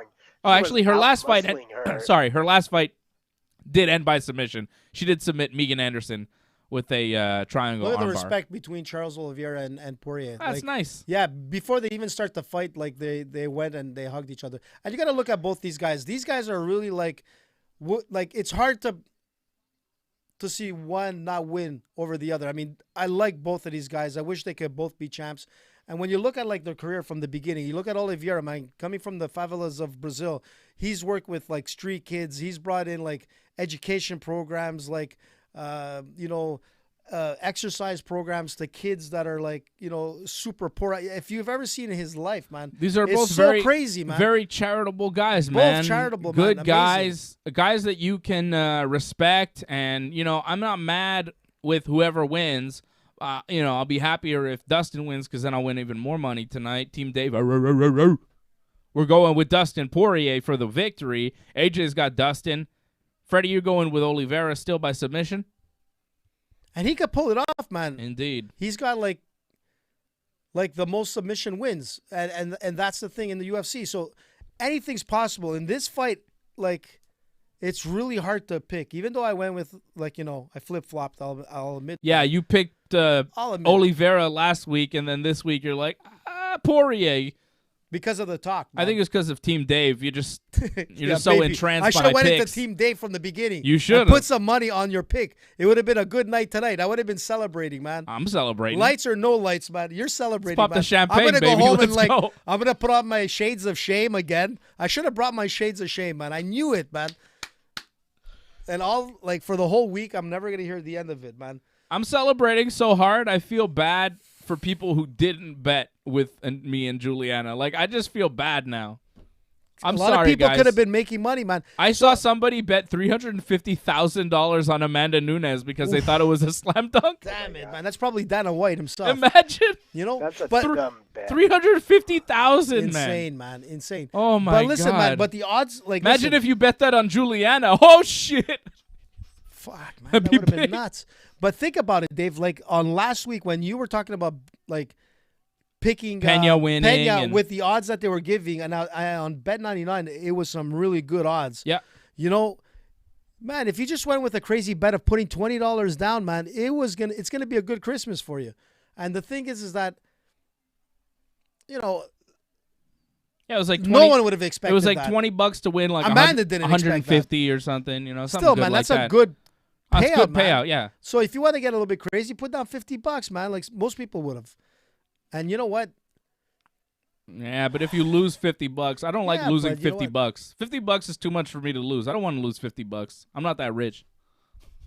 Damn it! I don't want to lose $50 Well, on not a if bet. you're like Patrick that keeps winning with your bets, Makes man. me angry. $50 on like all the winnings he's made in the past is nothing, you know. But sometimes I lose, I don't like losing. Winning is fantastic, though. Let me tell you. About winning. It's the best. Losing? That's what Connor says. Yeah, it's not working out for him so much. I've got Dustin Poirier to win, and then I think Dustin Poirier will be the UFC lightweight champ. I know he'll be the lightweight champion, and then I think he'll probably fight Conor McGregor at some point next year. Again, and that makes sense. Does it though? Only if he wins. If he doesn't, man, I mean, it still could happen. Yeah, I think the fight happens no matter what. I think Dustin Poirier is going to fight Conor McGregor no matter what happens tonight. If he beats Charles, he'll fight him and he'll defend his belt, which is even better because the UFC gets to put Conor McGregor in a title fight. You know, Cha-ching. people will be mad. They'll be like, why is Conor getting a title shot when other guys... But, like, who cares? Because it's Conor, and everybody will shut up eventually because of the hype. And if Dustin loses, then, yeah, he'll fight Conor again, and Conor will maybe get revenge or maybe not, and whatever. Respect, man. I think no matter what, Dustin Poirier knows where the money is, and the money is in a Conor McGregor fight. If the UFC's like, well, you're the champion, we don't want you fighting Conor because he's not the number one contender, he'd be like, all right, well, I'll drop the belt and I'll fight Conor. And the UFC will say, okay, cool, because there's so much money in you and fighting Conor, we'll just do that. The UFC wants Dustin and Conor. There's money behind that. Here we go. We're in the octagon. Dustin and Charles do Bronx. Whoa, nice Charles elbow. right in his face, right off the... Oh, nice right hand by Dustin. Drops do Bronx. There was almost But like don't a forget- step-back slip more than, like, that he put him down. Don't forget, like, Michael Chandler had Charles hurt real bad in the last fight. He Almost put him finished down. him. Dropped him, landed punches, almost finished him, but then in the second round, things changed. Charles wants to clinch, man. And Yeah, but go he's for eating it. uppercuts look in at the this. clinch. Look at that, man. Yeah, he's Wow. trying to clinch, and Dustin just lifted him away. Dustin seems stronger, significantly stronger in that Whoa. exchange. And Dustin's hands are landing at a much more rapid rate than Charles right now. Whoa, Oh, nice left from shit. Dustin. Dustin's boxing seems way sharper. And yeah, Charles trying to put him into that Muay Thai clinch, trying to turn this into a Muay Thai fight. He wants to take He him doesn't down. want to. He doesn't want to straight box with him. He wants to play Muay Thai, but Charles is staying in his face, Yep. and the pace that he puts on. Like, look at him. He's consistently right there in Dustin, making Dustin react every time. Ooh, nice knee to the body there from Charles Oliveira. That's the thing with Oliveira. He took like some pretty good hits, but he doesn't look like he slowed down at all, man. That's the thing with this guy. He's so resilient. He's like, he doesn't stop, like you said. The same thing with Poirier, but like, that's what I was waiting for. I'm waiting for Oliveira to get that. Goes for the takedown, takedown. shoots in, but nothing there. He's just pushing him against the fence right now. He's got a clinch. He's looking to trip Dustin, And and if he can, he probably will. that's the thing. Dustin knows. Here we go. Oh, nice See? roll. Nice. Oh, Dustin stays on top, though, and manages to get back on his feet. Nice. Charles tried to roll him down. Whoa. Ooh, nice short elbow there from Oliveira against the cage. Whoa. Oh, nice right hand from Oliveira. Oliveira has very accurate hands. Yep. That's what struck me in the Chandler fight, is just the pinpoint accuracy on the jaw every time from Oliveira. Those straight shots are so sharp. Oh, nice left from The Dustin. southpaw, man. There you go. And now Dustin Poirier coming back here. This has been a back-and-forth first round, man. Yep. Only halfway through. Oh, Oh, it's a Oliveira slip. got rocked. You think so, I man? think he got rocked. Oh, man. He slipped a bit, but I he think got he hurt slipped a too. little. It looked like a slip. It's probably from tied to a vase's like I don't know. gear, The man. slip came at the same time as a punch. But you might be right. You might be right. It might Yeah, have he been a kind of slip. spread there, Dave. Yeah. It It might have been like he moved to avoid the punch and he kind of fell over. Poirier is throwing some. That was a nice little right hand from Yeah. Dustin He loo- Poirier. oh man, he looked Nice like a little slow on that little left, man. uppercut. Oh, nice What's up, uppercut by there the way? by Oh, he's bleeding. Bronx. Yeah. And Poirier's Poirier's bleeding bleeding. from his nose. Yep. A little bit, though. Not too much. Oh. Oh. Oh, Oh. man. Oh. Oh, the Oh, head. right hand from Poirier drops Oliveira. That wasn't a Wow. slip. That didn't. Oh, that and came now- out of nowhere, man. Okay, but see, Poirier now danger. He drops down to try and finish him, goes in his guard. Oh, Oh, but smart wow. move by Dustin Poirier. That was very smart. Says, you know what? Fuck your guard. I don't want to play jiu-jitsu with you. Get back up. Let's box. What happened? that's there? where he's He looking- looked at Herb Dean there for a No, second. he's just doing that to Yeah, I'm fucking not sure divert what the happened when attention. he looked- He's doing that to make. He's like, hey, look over there, and then he punches you right in the face. He's confusing the guy. It's the. Whoa, It's nice. looking somewhere else. The southpaw That is was throwing a some heavy really bombs nice here. left hand, man. Dustin Poirier's putting it on him now. Oh, Oh, man, in that pocket, so wow. dangerous. Smells blood. Yep. Oliveira's throwing also. Both Yeah, of he's them. firing Yeah, back. great. Oliveira's still in this, man.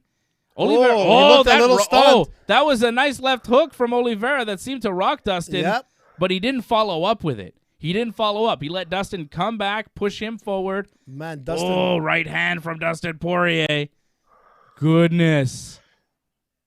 What a fight. This has been crazy. It's going back and forth, man. 1-2 from Poirier. Let's go, Dustin Poirier. Big cash in for Team Poirier's Dave upper tonight. body looks like beefed up, I find. He looks... He's strong. He looks in shape. Yeah. A flying knee by Oliveira, man. Wow. Almost tagged him. Just missed. Back fist that just missed.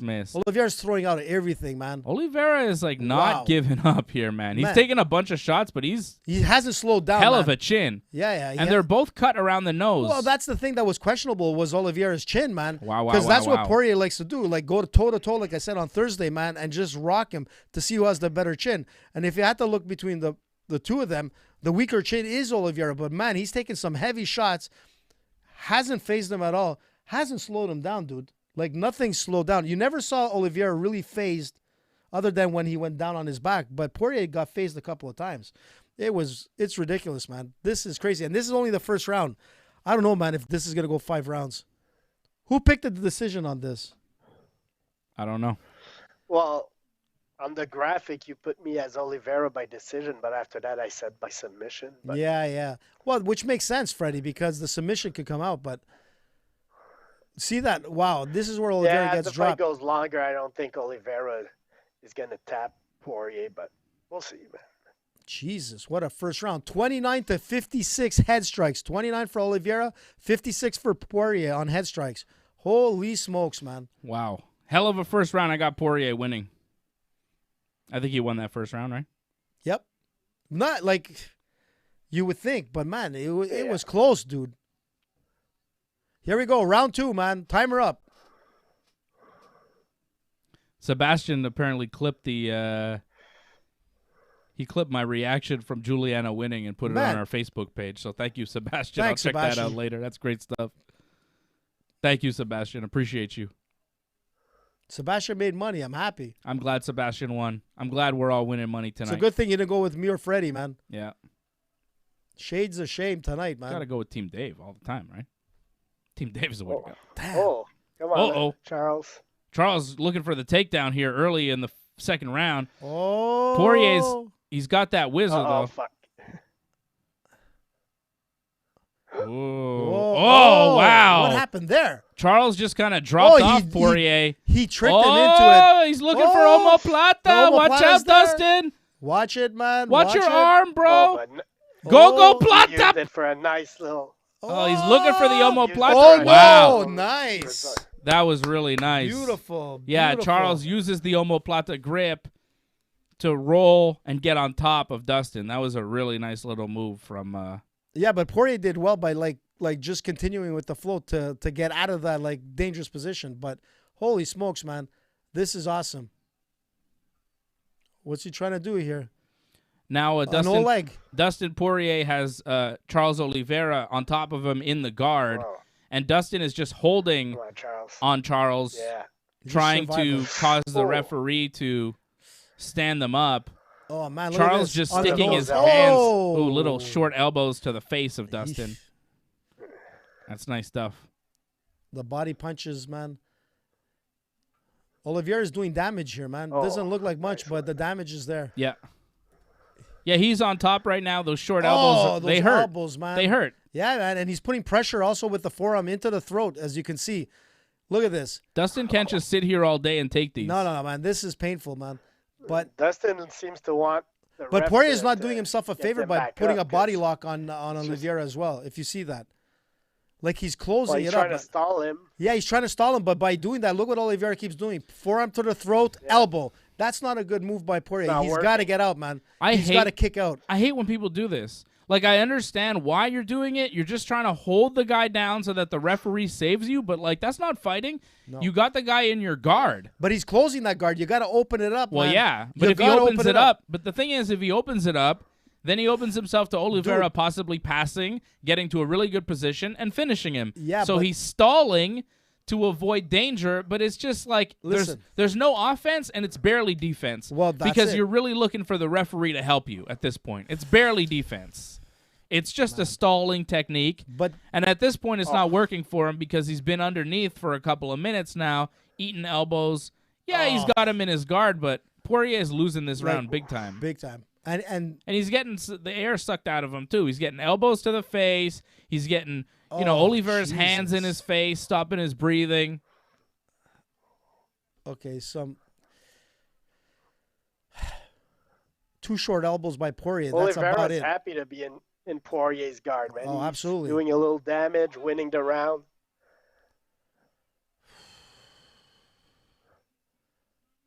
Like, Oliveira's going to stay there all round if he can. He'll just Oh, for sure. do some damage and win Why the move? round. Why would he move? He's sitting in his guard. He's landing good elbows. He's winning the round. There's no reason for Oliveira to get up right now. Or to even pass. Like, whatever. Who cares?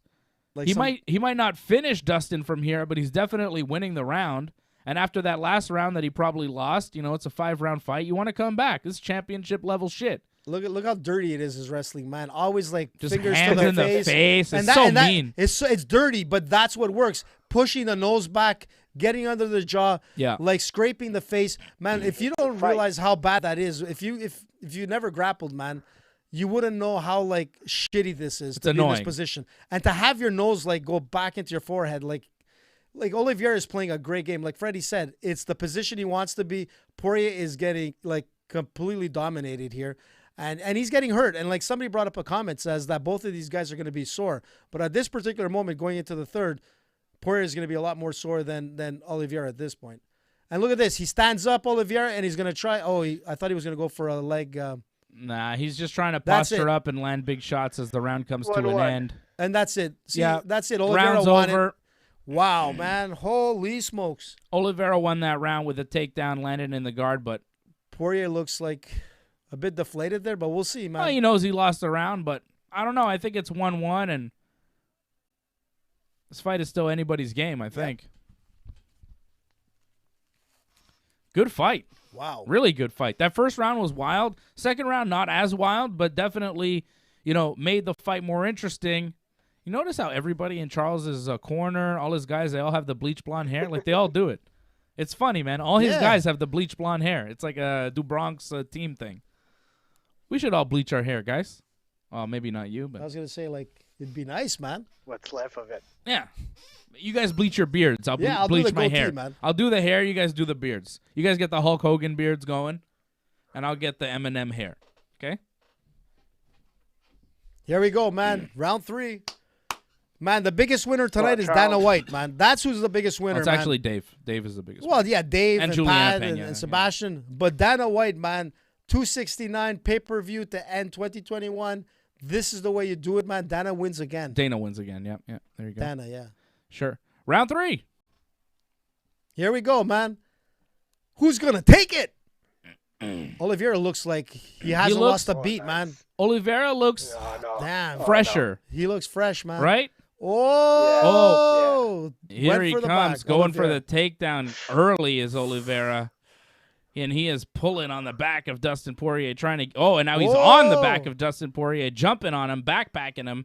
He's got one hook in. Oh, wow. He's closing it. Wow. Dustin's in big trouble here with Oliveira on his back. This is not the guy you want on your back. Standing up. Oh, man. He's trying to finish the rear naked from Shake there. Him off. He's got a hand Shake fight. Him off, you got a hand fight. You got to defend the hands You got to shake that off, man. You got to shake it off. Poirier's in big trouble right now. He's got Charles Oliveira on his back, looking for a rear naked choke.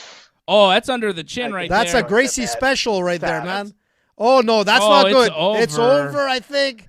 Is it over? He taps. It's over. Holy shit. Oliveira, man. Brazil wins.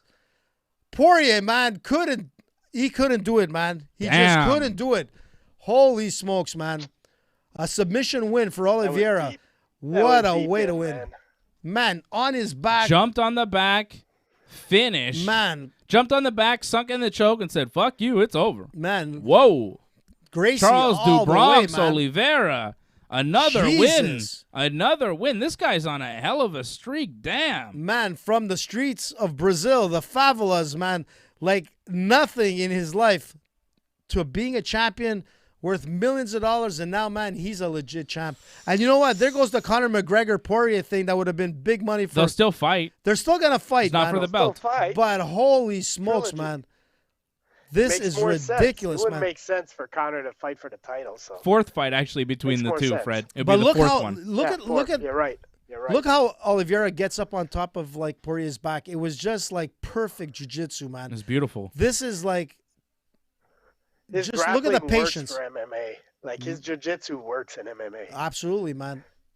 But look how he's working, pushing He's Poirier's arm down. lanky. He's strong. And it's not like Poirier is no chump in jiu-jitsu. He's a black belt, man, a really good black belt in jiu-jitsu. But Oliveira, man, just outschooled him tonight, man. Holy smokes. Damn, and that was a deep choke, man. There was no escape out of that. It was over. Khabib did it. Oliveira did it. That's it, man. Damn. Wow, man. Charles do Bronx Oliveira with the victory over Dustin Poirier. And Freddie, man, if he Freddie would've went calls with- it. Freddie had Oliveira by submission, man. Team Fred killing the game. If Ryan Hall would have pulled off that submission, your parlay would have come through, and you would have been the big winner tonight. Yep. Damn. And if you would have put down Peña, it would have been even a bigger winner, man. But you know what? Regardless, it was an amazing 269. This card was awesome, man. From the early prelims to the prelims to the main card here, man. What a night, man. It was exciting, man. No stupid losses Man, by I call some... the Peña win, but I can't call this shit. What the fuck, man? But you know what? It's like... Goddamn, this is pal. a hard... I can't win them all. But I you know can't what? win them This all. one is a hard one, man, because it could have been either or, man. The first round was Yeah, like close, either man. or. Either way. Like if Yeah. they were to But- rematch, it'd be similar, man. Yeah, it was a close fight. That first round was wild, but second and third rounds were pretty well Oliveira's. You know, like What's happening here? Oliveira's Oliveira- grappling is something. he doesn't have a good first round. Like the Chandler fight, he had a bad first round too. Yeah, but he was so resilient to keep going to the end of the rounds, man, and like still win. That's what I'm saying. Like It's like you gotta kill this guy to beat him at this point. He's only gotten way better, but Poirier, man, fought well, but like he's tough to put away, man. Damn. He's got a hell of a chin. He's got great hands. He's got great jiu-jitsu. Oliveira's legit. man, but if you look I mean, chin one to guy chin, doesn't like have his hair bleached, but he has no hair. Well, there you go. you should have bleached his beard, man. Wow. What's that? What's in his hand? Does he have a rock or something? What is that? I don't know what that is. What a win for Charles do Bronx Oliveira. Don't doubt him anymore. I'm not doubting him anymore. Forget No, it. man. Forget it. This guy's for real. And Gaethje looks like he's next, Justin Gaethje. It's gonna be Angelo. a great fight. Angelo dropping a super chat. And it's crazy to think, like I was saying, like, a couple of shows back, when you look at Charles Oliveira, I remember at one point, the guy didn't even have anybody to corner him. And my coach Fabio, like, cornered this guy when this guy was at a point where between 2015 and 2017, things weren't his best years. But, like, this guy, like, really came from nothing, had no real support coming into the UFC. Like I said, he didn't even have anybody really to corner this guy where, like, Fabio Holanda actually, like, came in and cornered him, because they both spoke the same Sure. language. Like, it's just crazy where a guy came from nothing and look where he is today, man. It's quite a run, man. Man, It's that's- quite a run from where he was back I in like- 2016, when he lost to Anthony Pettis and then Ricardo Lamas at 145. Like, he definitely struggled. He struggled, but this current run that he's been on, he has now won 1, 2, 3, 4, 5, 6, 7, 8, 9, 10 fights in a row in the UFC. And at 32 years of age, this is his prime, and this is his championship level. And he just put away Dustin Poirier, a man who beat Conor McGregor twice this year. I mean, this was Dustin Poirier's shot to be fighter of the year here, and I think Charles Oliveira just took it from him. Oh, he took it big time.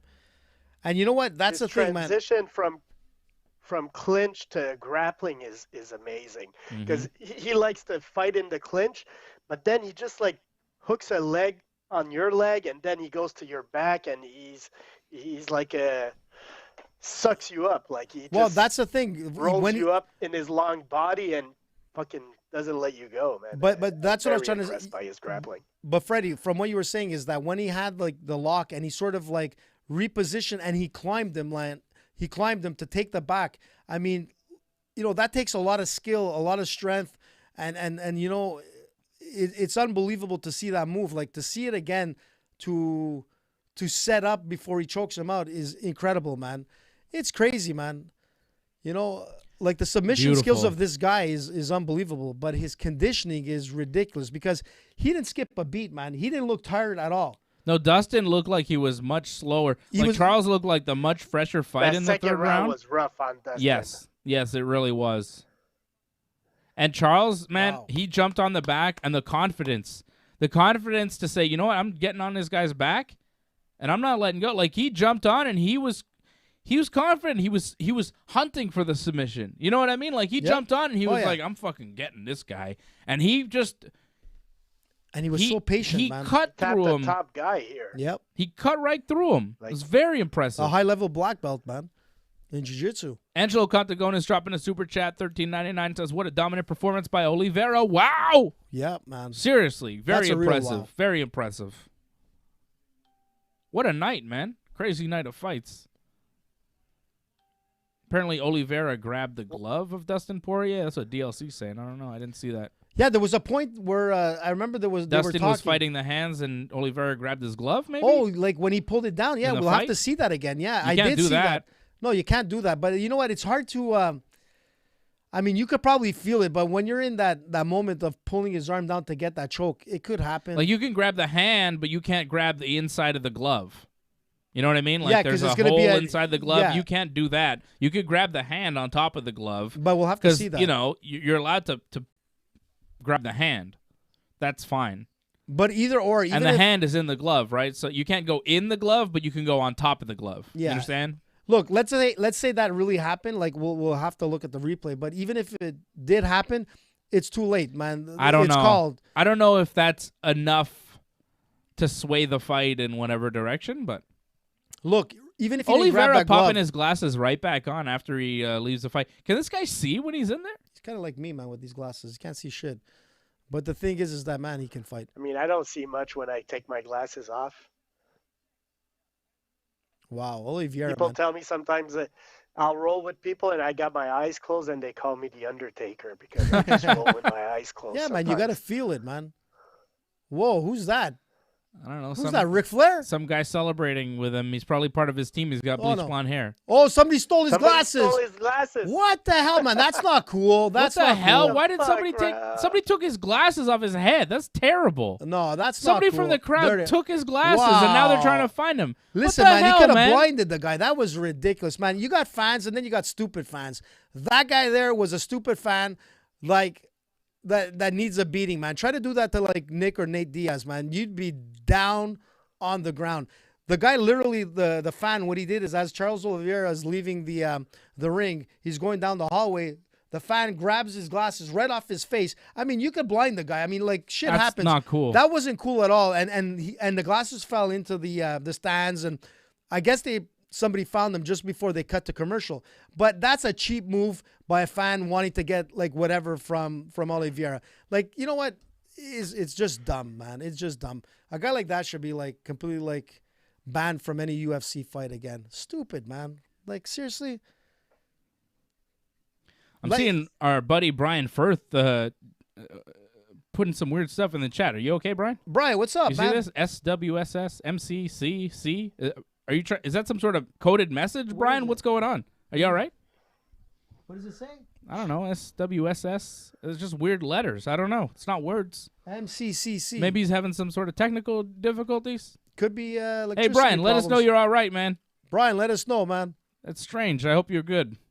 Shout out Angelo. Shout out Patrick C. Hamilton. Dropping super chat. Shout out to Anthony McDonough watching out in England. England! It's nearly 6 a.m. his time. He's staying up late on a Saturday night to watch this. There you go. Staying up real late, almost 6 a.m. your time, Anthony. So yeah, and Wally, too. I'm sure Wally's up watching this fight, man. Yeah. Out in Ireland. I mean, hats off to you guys, man, to be able to do that, like, till 6 in the morning. But you know what? This is a fight that was worth it, man. This was, like, unbelievable. Like, the whole card, like I was saying, from the early prelims to the main card, it was exciting, man. What a way to go. This was, and you know what? We didn't lose power here. This was a big thing here in Montreal. There was, like, crazy wins, man. Like, pretty much most of the city is under like blackout, but not here at the Dave Simon Studios, man. We were able to watch the fight. Most of his neighbors are not able to, that's for sure, because it's all dark around here. But holy smokes, man. Imagine if we would have missed this tonight. You know what? That would have sucked. Man, that would have sucked. England. Wow. What a night.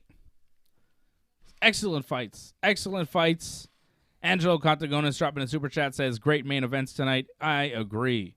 Yeah, it was amazing. Great stuff. Talk about England. I think Bisping called Peña too. I just got to look back on that, but I think he called Peña. I didn't see a lot of people picking Juliana Peña to win. I'll tell you that much. No, I did not. No. It was like 99%, man. We're like the rest of us, man. There's no way that Peña could have pulled it off. And honestly, when you were looking at that first round, there was no way that it looked like Amanda was going to lose that fight. It was really a 10-8 to me, man. To come back, man. What's that? I want Oliveira to tap Khabib. Khabib never fought Oliveira, man. Khabib, why are you ducking Oliveira, man? I don't know about man, that. That's some big words there. Do you think Oliveira could beat Khabib? I don't know. I don't think on the ground game. See it? I don't think he can. I think Khabib would just smash him. I said earlier. Like, Khabib, great fighter and all, but, man, you only got, like, 5 title fights, man. Don't diss Khabib there. Conversation with John Jones and GSP with only 5 title fights, man. I mean, you can't, man. Come on, Khabib, come back. Tell your mom, man, it's just for honor, man. It's to get the #1 spot. Look, man, you know what? He should fight him. But I think he would beat him. I think he would. I don't think Charles has good enough jiu-jitsu to beat Khabib. I think Khabib would take him down, smash him, and do what he does to everybody else. Maul him. Maul him for all the rounds. Charles is a great grappler, but I don't think he's Khabib level. I think Khabib would smash him. I don't really need to see it, honestly, because I feel like Khabib would win. Let Oliveira fight Gaethje and see what happens there. You think Oliveira beats Gaethje? Yeah. I think he does after tonight. Yeah. He's damn good, man. It's going to be hard to beat. I mean, like... Gaethje's good, though, too, man. Similar strategy. I think Gaethje might be a slightly better version of Dustin. I don't know. Probably a better striker, but I think if Charles manages to get the back like he did on Poirier, man, it's going to be a similar outcome where he'll be in the second round. He was able to bring Poirier down. In the third round, he was able to grab his back. Like if he gets in those positions with Gaethje, I think it's a similar outcome. Yeah, you might be right, but I think that Poirier got tired, and I don't think Gaethje gets tired like Poirier did. Poirier seemed to get tired real fast. I think Gaethje has better gas tank, and I think Gaethje's a better striker. But I don't know if his ground game is as good. I think his wrestling is better than Dustin's. You know? He's a better wrestler. He might be better on the ground too. I think Gaethje is better than Dustin Poirier in a lot of ways. I don't know, man. That's a hard one to call. Patrick C. Hamilton says he won over $300 tonight, man. Good for you, Patrick. Damn, man. That's amazing. I did not come close to that. I mean, Dustin I feel like I made the pick right of the away. century, and I only made like a little bit. Like I didn't make enough. I lost money on Dustin Poirier. I lost money on Miranda Maverick. You didn't bet on the 3-legged horse, man. I'm overall up, but like not as up as I want to be. But you could have been. But hey, all of us could have been, man. Dustin knocked out Gaethje. Oh, did he? Oh yeah. Yeah. Oh, maybe I'm wrong about that. I don't know. I just like Gaethje in his last fight. He looked really good. He looked like a different version. That's a fight to make. Yeah, I think after that's that, Islam. Who's Islam fighting? I don't know. Oh yeah, Gaethje just beat Michael Chandler. It should be Islam though. No, that was for Kamzat. Yeah, I think it should be Islam. Gaethje. Nah, fuck Gaethje. Forget about it. Why? Islam is the real champion. Islam is the uncrowned champ. Islam has beaten everybody. Like you said, Gaethje lost to Dustin Poirier. Why the fuck is he getting a title shot? Because he beat Michael Chandler? Forget about that. Give me fucking Islam. Nobody's beating Islam. Let's see that. Yep. Islam you called that. Makhachev. You've called that years ago, so let's see what happens, man. I've been telling you Islam's going to win everything for a while now. Oh, yeah. Give me Islam. I don't want to wait anymore for Islam Makhachev to get his title shot. Give him his title shot and see what he can do. I know Gaethje was there in attendance, so he makes you feel like, Yeah, he was there smiling and whatnot, but I want to see Islam because to me that's the real fight. Islam versus Charles now. I mean, Fred, you were just saying, Khabib, maybe Khabib. Islam is the closest thing we got to Khabib right now. Give him Khabib light. Islam hasn't defeated anybody except Hooker. 145 Hooker, man. That's what he defeated last time, man. Come on, man. So you think Gaethje deserves it? Yeah, definitely. That win against Chandler is much more impressive. what a crazy night, man. I mean, that was a nice submission by Makhachev, but keep on fighting big names, man. You can't get a title shot after beating Dan Hooker and Thiago Moises, Drew Dober, Davey Ramos. You might be right. Arman Sarukian. Look at this. Tweet of the night. What is it? Nate Diaz. How Connor let DP fuck him up hella times. He sucks. Oh, shit. That's fucking awesome. Nate Diaz is the best. How Connor let DP fuck him up hella times. But a big D and a small P, you He know? sucks. Yeah, it's weird. Wow. He must have been laughing watching at that, you know? He's like, I'm sure Connor's like flipping out too now. Let's see what Connor's saying. Go to Connor's here's Khabib. What does Khabib say? Yeah, he's Khabib, humble, man. My congratulations, champ. You deserve this. There you go. He even puts the Brazil flag. You deserve this Brazil flag. I love you. That's nice. Is Connor even watching? Stop Number ducking one. him. Stop ducking him, Khabib. Connor didn't Stop tweet. ducking him, Freddie. Come on. Connor Khabib. hasn't tweeted. Greatest fighter of all time. That's weird that Connor isn't tweeting during this Which is- event. it's You a figure shock. you figure a Dustin Poirier fight, he would be tweeting, but Connor hasn't tweeted since December 9th. Wow. What is he, just on a bender? Is he drunk or something? Yeah, that's Where's what I was going to Connor? say. What the hell, man? How come Connor isn't tweeting? It's a Dustin Poirier fight. Shouldn't he be talking right now? Did he decide to go to bed early and say, he probably fuck has it. a pseudo account, man, that he's just blasting something. I don't understand. Connor, quiet, man. There's something strange going on. Something doesn't make sense. You're right, man. Connor not tweeting? Bizarre, man. Maybe he's taking things serious now. Wow. What happened, Dave? I don't know. There's no more Connor. Pay-per-view's over. That's it. We're done. Damn. Wow. What a night, What man. a crazy night. Well, I got to give you a lot of kudos, dude. You pulled it off, man. You pulled it off where everybody else said that you were nuts. Yeah. Well, you did it, Patrick man. didn't. Patrick and Sebastian, they both believed. Oh, who else? There must be a lot of other people. I hope that other bet. people believed as well, and we won Yeah. some money, and Team Dave got it done. Juliana Peña coming through for us. Okay, I gave you Dustin Poirier. He didn't win. It happens. Okay, I gave you some other people that didn't win. It happens. I gave you Dominic Cruz. He won. I gave you Tai Tuivasa. He won. How do you like it? And I gave you the biggest underdog of the night, Juliana Peña. I told you why. I've been telling you for weeks and months now that Juliana Peña was going to come through and shock the world to beat Amanda Nunes. And Nobody you did it. believed me. No, sorry, Bob. We were even talking about it last night, but it's like, Dave. Yeah, I know. It was like the You're craziest nuts, man. pick, and people were getting on me about it. Like, usually I make a pick on the show on Thursday, and, like, we don't talk about it again.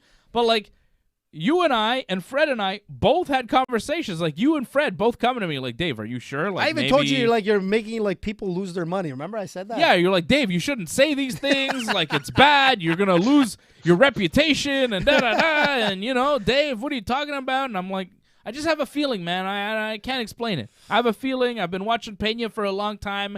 This just seems like the fight for her. This just seems like her moment to shine. Crystal ball Dave, man. He pulled it off. I don't know why I felt it, man. It was, the style, but there was something else. There was something about her attitude going into the fight that I liked.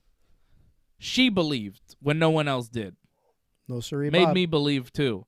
You made me a believer. Patrick believed, and I love it. Damn Patrick C. Hamilton is the Super Chat leader of the night. Who the heck is that? Patrick C. Hamilton dropping that Super Chat. Who's Patrick C. Hamilton? No, I'm just saying, who just chatted right now? I think that was Roy Knight putting a like on the Facebook. Roy! Thank you for supporting. T.O. Patrick is the Super Chat leader of the night. Patrick won big tonight with Team Dave's Juliana Peña pick, and I'm happy for you, man. Really happy. Angelo Contagonis dropping several Super Chats as well. Thank you, Angelo. Appreciate you.